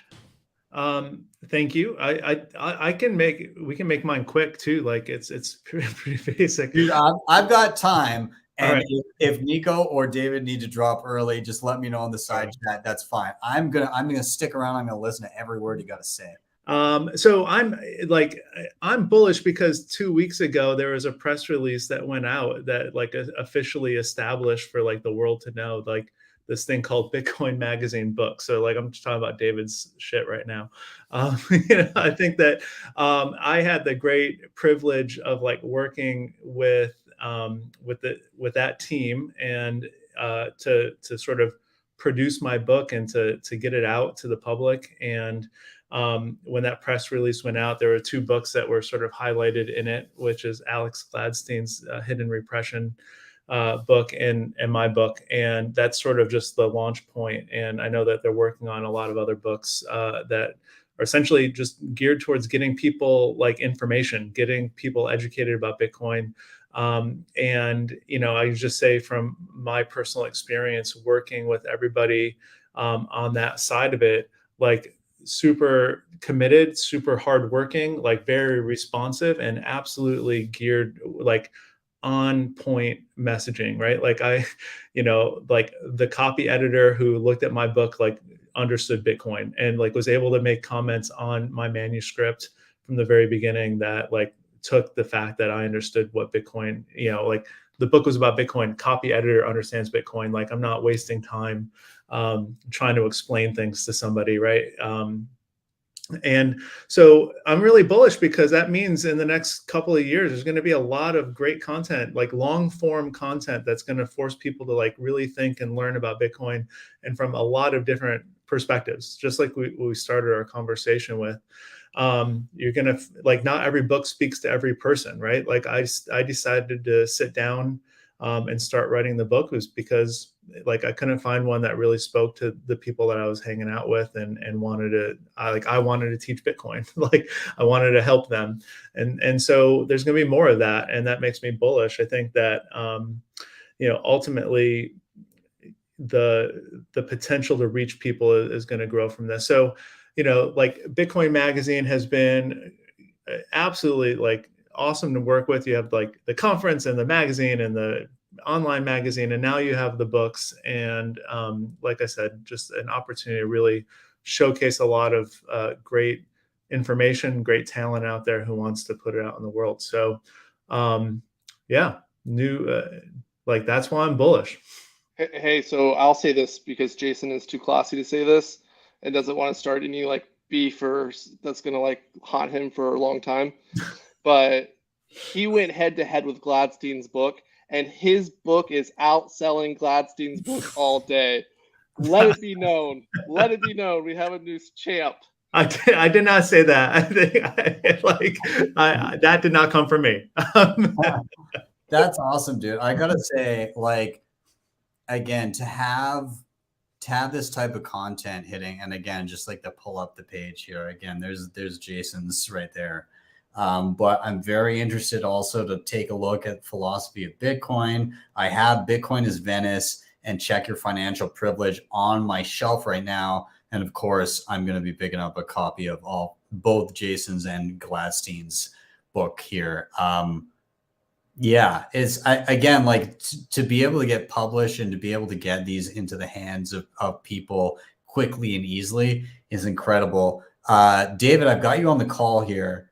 I don't mean to keep on shilling shit to you, but I'm just saying I'm gonna cue this up with in the midst of everything that was going on last year, late March, or late February, early March, I ended up under under crazy circumstances. I ended up leaving the country. I was in Costa Rica for a while.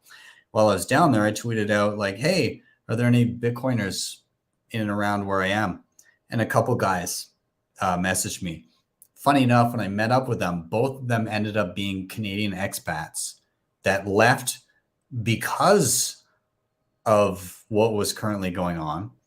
But one of them is a writer. And so I want to give a shout out to Adrian Barrick. And he's moved down to Costa Rica now. He's there with his family. They invited us over, me and my wife and my kids. We came over, we hung out and had dinner and played by the pool and all that stuff. Anyways, dude's writing a book. It's called Crazy Farm. It is almost like a metaphorical fiction book based on Bitcoin. Teaching kind of like the interesting, like the values and how Bitcoin works. I got a sneak peek of the first chapter. I thought it was very unique and very well done. He just tweeted out today, he's seeking a Bitcoiner who loves fiction to read and edit a Bitcoin inspired novel. I will pay in sats. He tagged myself and a bunch of others. But yeah, I got a copy of the first chapter like last year, and I sent it over to Guy Swan to take a look at. I thoroughly enjoyed it. If anybody wants to give him, just follow at Crazy Farm Book, and maybe he'll send you a copy, or maybe he'll send you a sneak peek of a chapter or something like that, and you can offer criticism, comments, whatever it may be. But my genuine hope is that he's able to pump out this book and get it published, because I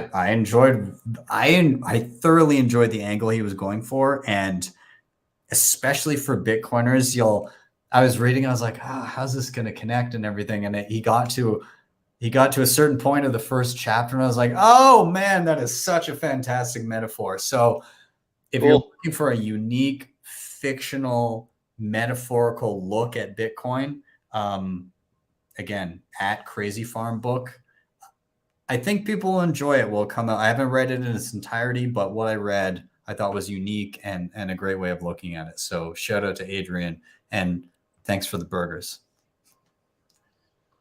Well, I just started following them, and if anyone's got a great book that they are investing their time, energy, and passion into, that's going to further Bitcoin adoption, bring it to Bitcoin Magazine.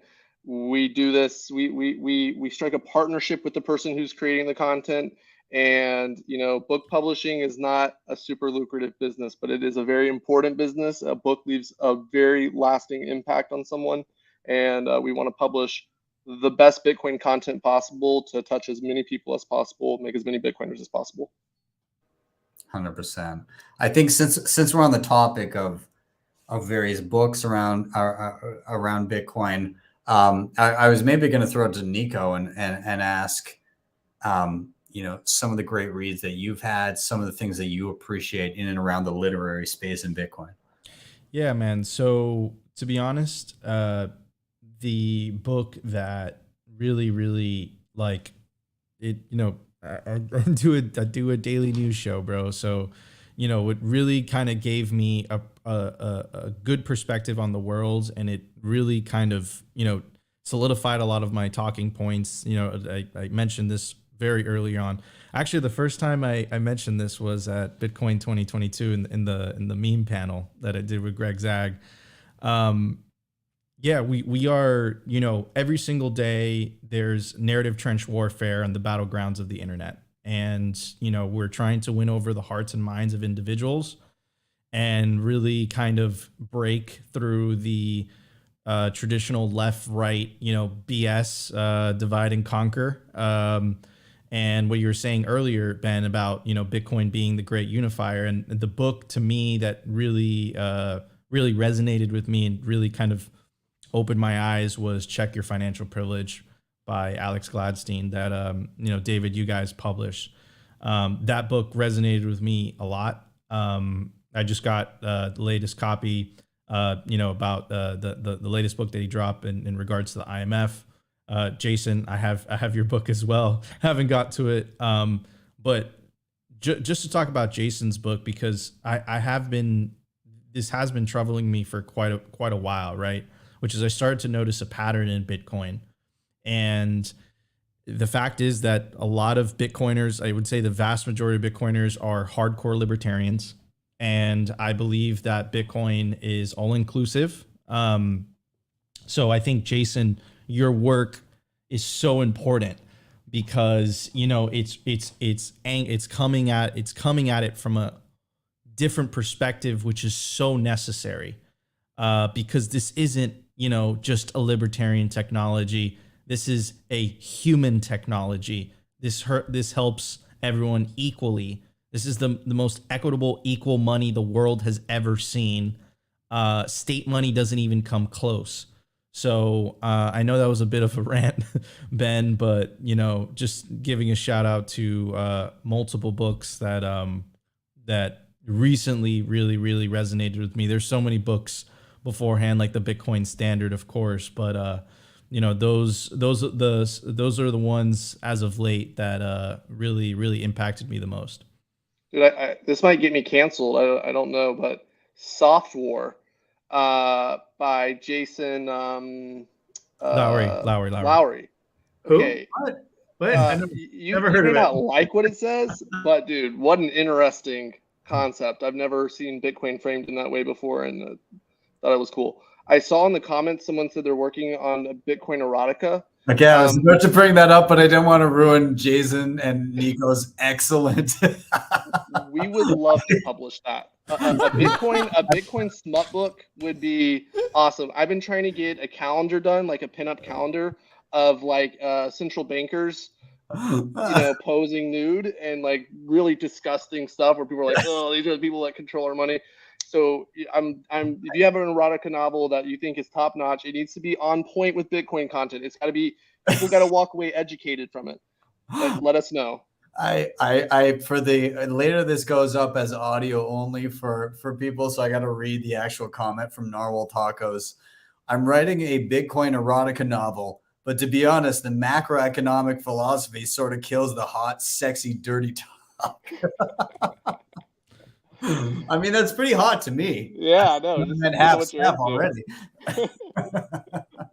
Fantastic. Honestly, though, like the amount of content coming out for all walks of life, for all different ideologies, and for people that are looking for different stuff. Like, again, and I don't want to speak ill of like anything, but there's a lot of different types of Bitcoin books, and there's like a fiction book. Actually, at the first Bitcoin conference, I picked up a Bitcoin fiction book. I ended up not finishing it. I wasn't like a huge fan. It kind of like it took a ton of liberties and kind of created its own story, and it was very kind of detached from like the actual history of Bitcoin. So it kind of like pulled me in a different direction, and I didn't finish it. But I love the idea of people getting creative with Bitcoin. I think it's Fractal Encrypt did a bunch of AI stuff and basically made a graphic novel that is about, if I'm not mistaken, I don't think it's been released, but I think they're printing it and they're looking at putting that out. Looked incredible. But yeah, there's such unique things coming out of the Bitcoin community. And it's a unique way to look at the world. And when you combine Bitcoin, this juxtaposition of an entirely different way of building a society against our fiat world, and then you add artistic minds into that, you get an amazing things coming out of that. And you see that with the art, you see that with the books, and we're going to see more of it. I'm so excited about it. Can I just say that on the other side of that, at least every 6 months, we get a manifesto sent to us by someone who is a raving lunatic. And it is like a novel written out on like loose leaf paper in hand. I mean, it is crazy shit. And like every year, at least, we get one package that is like, for Vitalik. Because people like, I don't know, they think we somehow can get in touch with Vitalik. And Vitalik has given us like a standing like thing, like anyone who sends me mail, just open it and just tell me what it is. Okay. I don't even know if he even cares what it is, to be honest, but, and like, we get the most whacked out shit you could possibly imagine, like literally insane, literally insane things. So it's not all great. But that's not mine, right? You're not talking about mine, right?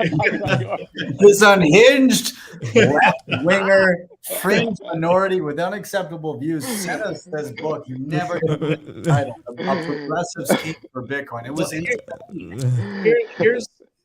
I just want to take 1 second to thank Nico for his kind words, because I do think that, like, I wrote the book, like, maybe I'll just clear the air. Like, I wrote this book before I got the idea to write the book before anybody knew who Troy Cross was, or Margot Paez, or Alex Gladstein hadn't published like Check Your Financial. None of that existed. I had just sort of sat down with a Google Doc, and it wasn't motivated because I looked at the Bitcoin space and was sort of like offended as like this liberal progressive, and I'm offended. I need to write this thing. I was motivated as a teacher, and I know what's going to reach people, and I just wanted to provide something that could actually speak to a different viewpoint. So like the offense wasn't like from a political standpoint, it was like a pedagogical standpoint. So I say, all right, I want to make something, and I didn't realize sort of how brave I was being at the time, and I'm glad I was, because I just sit down last night and talk to my son about like what like, why are these people on Twitter mad at me and saying really mean things? Like going through that kind of talk about like, this guy just doesn't agree with me politically, and he's really using bad language, and you shouldn't really be upset about that. And that's going to happen. And he was just worried. Like his big thing was he doesn't like how people mispronounce our last name. Like it's just like, like it's pronounced Maier, it's not Maier. So why are they doing that? So, it's like, it was just, a lot of people don't like what I'm doing, and a lot more see the value in it. So I'm really grateful for that. And I appreciate your kind words. And it's been a wonderful adventure. And I'm absolutely like, I'll plug it. Like I worked with Bitcoin Magazine books and it was awesome. It was great. And if you wrote a book about Bitcoin, it was good. You should work with them. Badass message, dude. Fuck the haters. Yeah. Mm-hmm. Yeah. Feed off the haters. So, dude, kudos to you, man. Awesome. Right. I especially appreciate it because I think of kind of myself going back to like say 2015. So that 2015 for anybody like I'm in Canada, that was a Canadian election. And so we had, and I was like hard left at the time. And, I had a lot of viewpoints around even like obviously social issues, but and that was kind of my driving like impetus for leaning that way. But like I had economic views as well. And I feel like having a voice in my ear or having a conduit that would say like, here's the reality of kind of the economics of the situation. I feel like that would have helped immensely in terms of a lot of my opinions on these things of going like, oh, geez, like money is literally just like a tally system for how much stuff there is. And if you screw with the tally system, you're just reallocating who owns what. It's not that you have more stuff. And like that simple concept, like what seems simple to a lot of Bitcoiners is not common knowledge for the average person. It's like, oh, we're going to print more money and people will have more stuff. It's not how it works. It's like, what percentage of that money is going where? And is that resulting in a greater wealth gap? I mean, yeah, quantifiably so. And if I had that where somebody, with my set of ideals at the time had been like, hey, like there's an aspect of this you're not exploring. Maybe you should explore this. That would have drastically changed kind of my framing around a lot of stuff. And not only that, but like it changes the voter base and it changes what the politicians then enact. Because if you're doing something and the vast majority of society understands what you're actually doing, then their vote is affected. And so like it's very powerful having these voices of like, hey, we need monetary sense actually to be ubiquitous amongst everyone. We need people to understand the economics, the economic reality of everything more widely. And then that becomes, once everybody understands that, it becomes a non-issue. And the issues pretty much strictly become social at that point. Like it changes the narrative. And so then it's just like, how do we decide to live our lives on a social consensus, not like a monetary, like being able to siphon away years of people's work in one fell swoop, or like it changes the dynamic of elections is what I'm getting at. So I think it's interesting. And again, Jason, I very much value what you're doing. I love seeing people like yourself, Troy Cross, Margot, and like a lot of other people from that side of the political spectrum presenting this. And so again, to call to Nico from earlier, it's a great unifier because at least we can get on the same page about a particular issue. And then the rest is just kind of second tier issues, because I do think that this is one of the most important issues in all of society. So I got to give a quick shout out here to the show's #1 fan. He's back.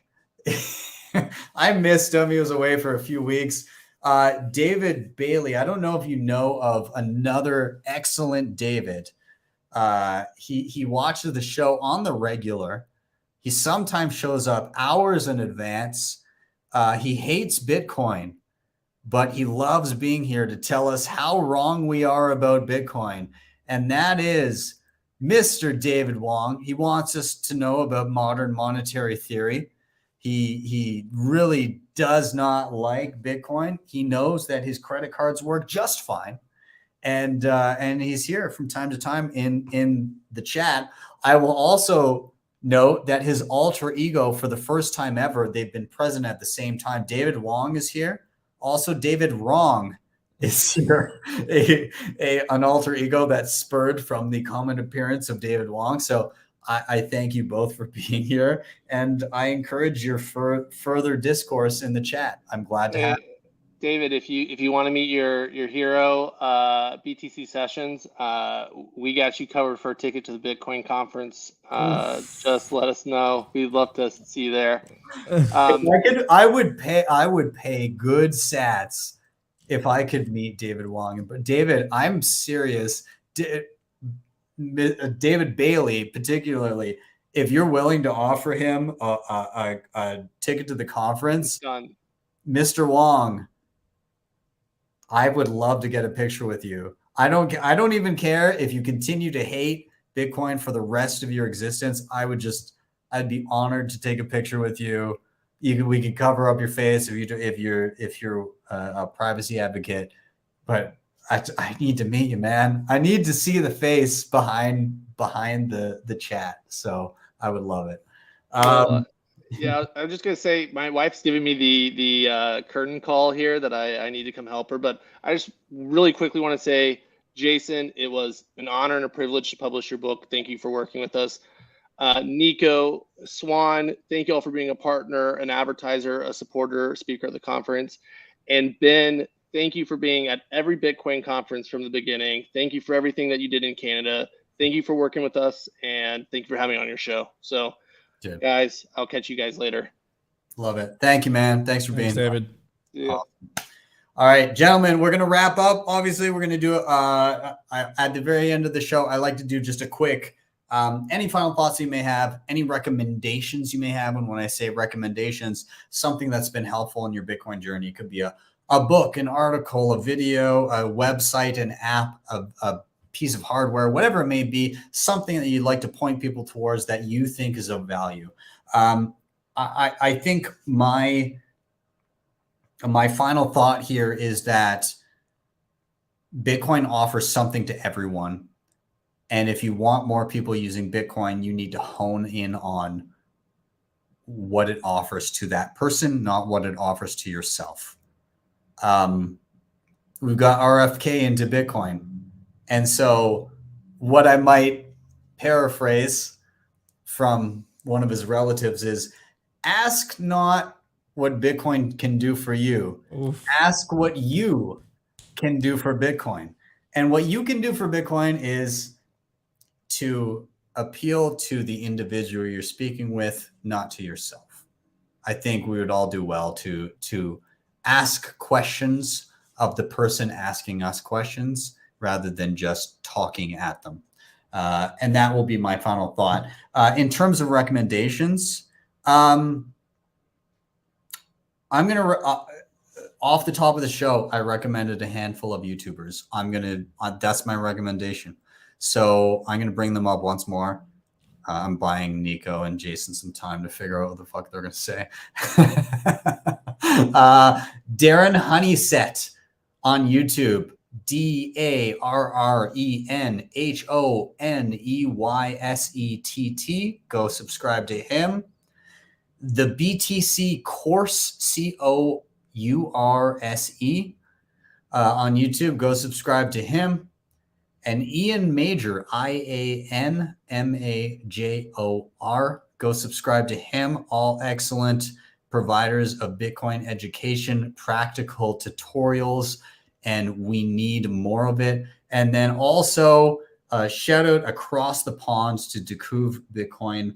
Rogsy is friggin' awesome, and what he's building along with his team is unparalleled. I looked at their courses and how they're constructing things, and I felt small.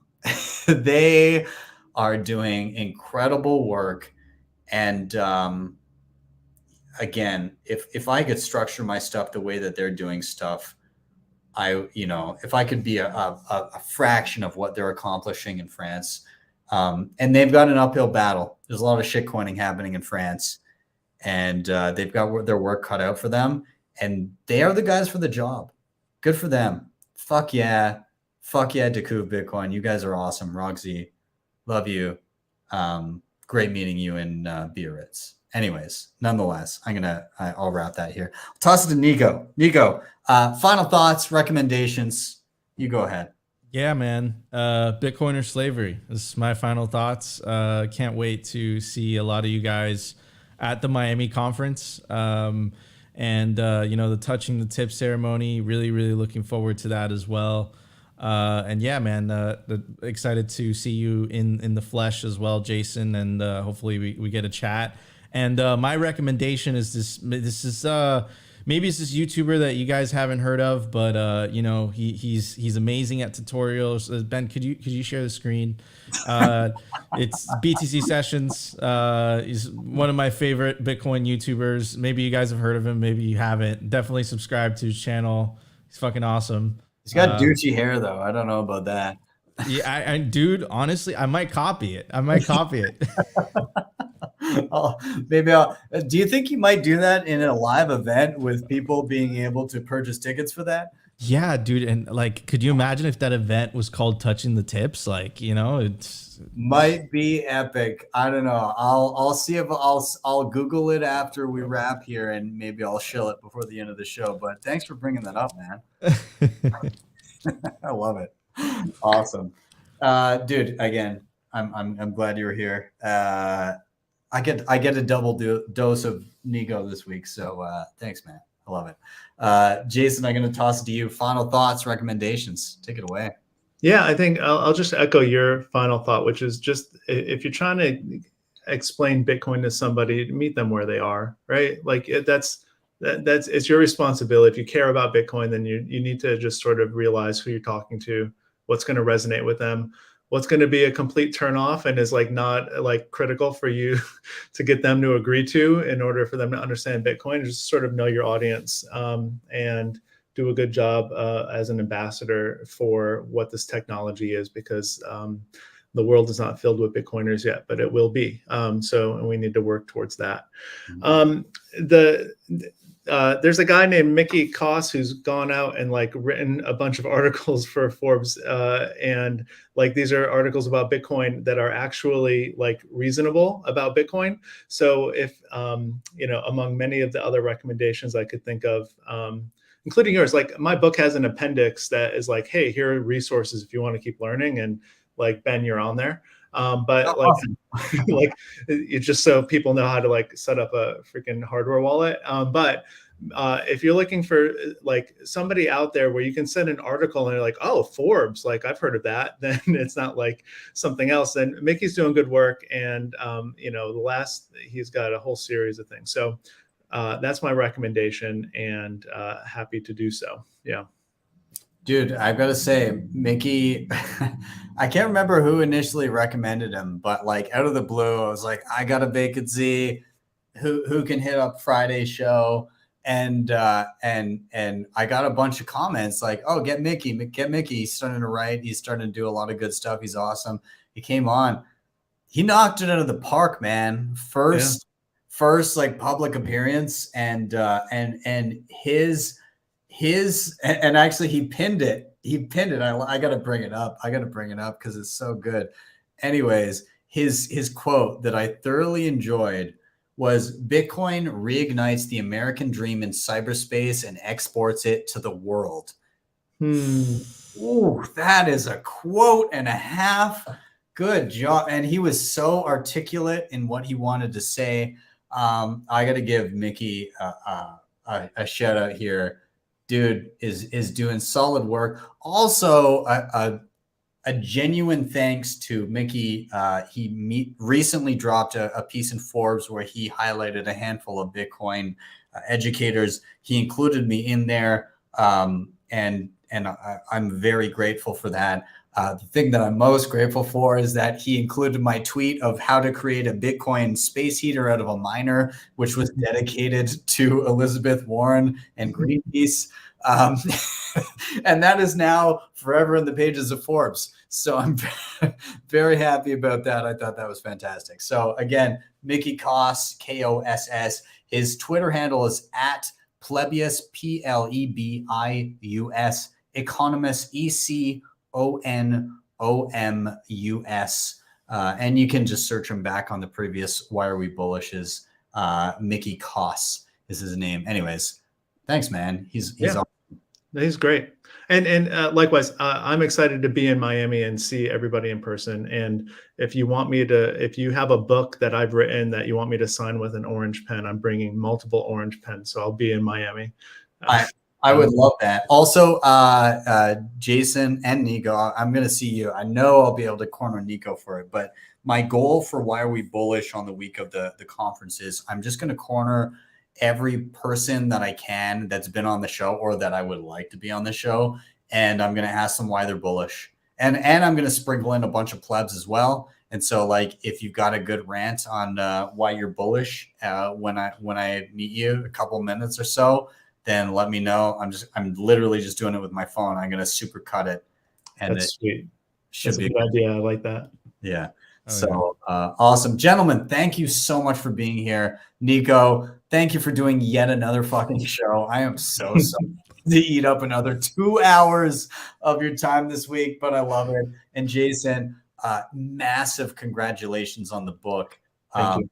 It's much needed, and I hope a ton of people read it, and I will be plugging it for sure. I can't wait to get my copy. But both of you, thank you guys so much. Have a wonderful weekend. I'll see you guys again soon. I'll see you. Thanks. See you later, Ben. Bye. Guys. Awesome. Everybody, thank you so much. And also hats off to David Bailey for popping in as well. Awesome, dude. Thank you for being here. Everybody in the chat, thank you so much for being part of the show. I got to give a shout out to, of course, Yellow, always here. Don't Stop Believing, man. I know you can't wait until you never hear that song again, but I appreciate you powering through. I feel like this is going to be a greater underdog story than, like, I don't know, a League of Their Own. Is that a good comparison? I don't know. I feel like that's a poor comparison.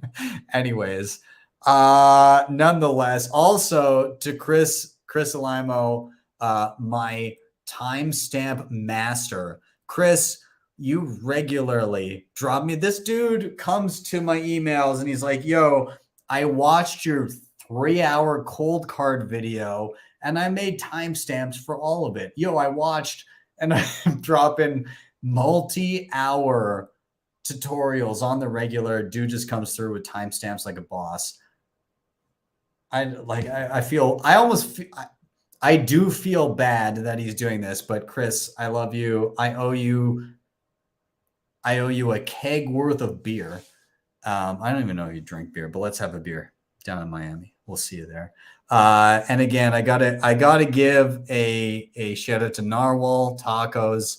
Love to see you, man. Mark Andre, Edgar C, Bitcoin Deb, again, thanks for being here. I love hearing about you orange pilling your son's 20-year-old friends. That's fantastic. Andy, Rand, Joe Blows Music, and of course the one and only David Wong and Fumble and all of these people. Again, thank you guys for being here. You guys all rock.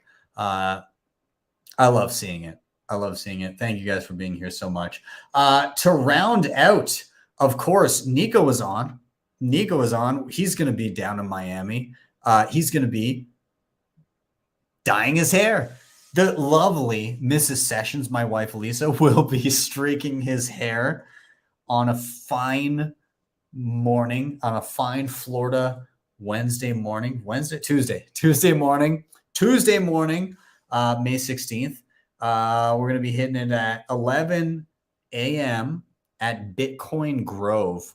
Awesome new venue in Miami. And Nico's going to dye his hair. And in the process, we're going to do a live stream. We're going to do a Simply Sessions live from Miami. I'm so stoked for it. It's going to be a lot of fun.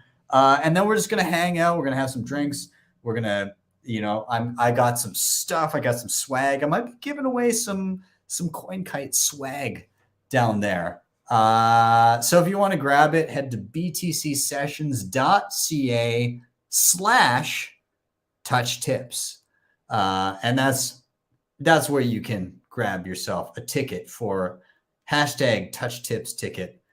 Nico, touch tips tribe. So many tips being touched. Anyways, it should be a good time. I'm very excited for it. It should be a lot of fun. Of course, I've got my Miami Cold Card Workshop. 1 ticket left. 1 single ticket. Is there a ticket? Let me refresh. Let me see. 1 ticket left. 1 ticket left at the Cold Card Workshop. It's going to be a blast. It will sell out. And we're like 13 days away. That's wild. I can't believe it.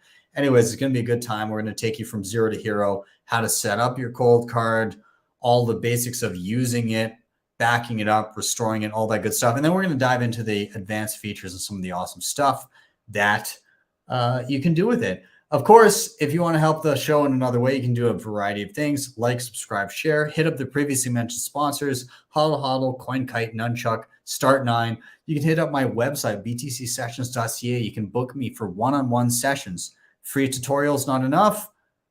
I will sit down with you personally and walk you through whatever the hell else you need to learn. And I love it. I love doing it. It is so awesome to meet the people. I'm dragging this on. I don't give a shit. I'm just going to talk about it. Honestly, meeting the people that have been watching the show and having the funny thing too is I always come in. This is my backdrop when I have the one-on-ones, and it pops in, and people are like, I feel like I'm on the show. I'm like, yeah. I mean, I'm not gonna change my camera for the one-on-ones. Of course, I'm gonna So, anyways, I love sitting down with people, and they're like, I've watched all this stuff.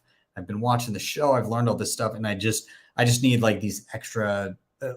I have questions while I'm doing this, and it warms my heart every time. Sessions aside, when somebody says like, "Hey, I've watched the show and I set up a node, or I learned my cold card, or I'm using Sparrow, or I'm using Lightning, or I'm doing whatever it may be," people saying that, it is genuinely the greatest reward. I was inundated with people coming up last year in Miami, and given the beginning of the year, like it was just in the context of earlier in the show, talking to David about like the support that I got in and around all the shit happening in Canada last year, to mere months afterwards be in Miami and have people coming up and saying like, "Hey man, thank you. I used a video and I learned how to do the following." I like it. And I don't want to get too sentimental about it, but like multiple times I had tears in my eyes, and I had to like mask it as I walked away from people, because it means a lot. And it's incredible to see and I know, yeah, I see you, Yellow. I see you in the chat. It means a lot when my small channel impacts a lot of people. And I don't really know how to elaborate on that, but it's meaningful. And thank you guys so much, because it's huge. And like any way that it helps, don't ever feel like you're inconveniencing me by coming up and saying, "Hey, I watched a thing," because it makes a difference for me. I don't know if that sounds selfish or not, but it does. And when you come up and you say, "Hey, man, like, love the videos," it means more than you can imagine. So, nonetheless, anyways, I'm gonna wrap there.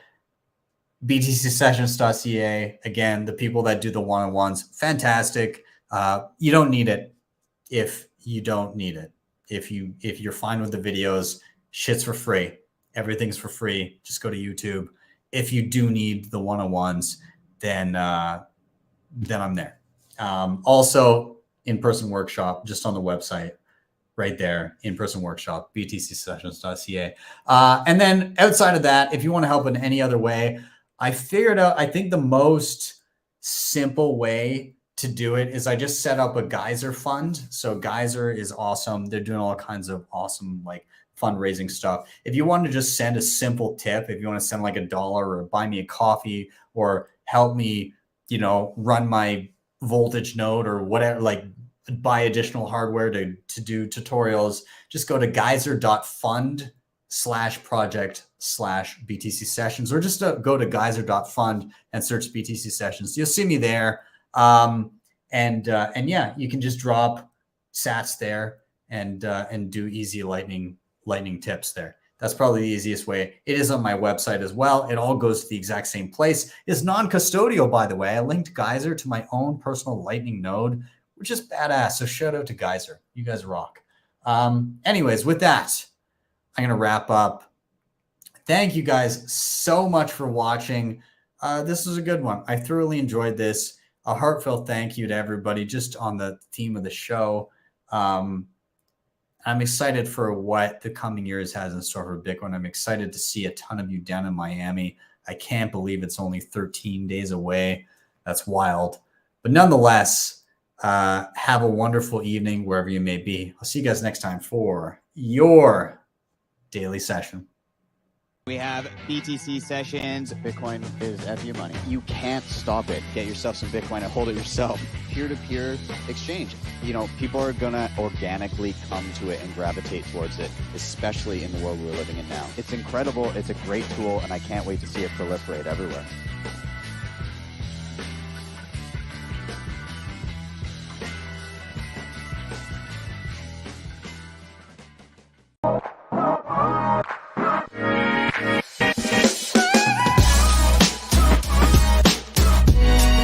HODL the Bitcoin.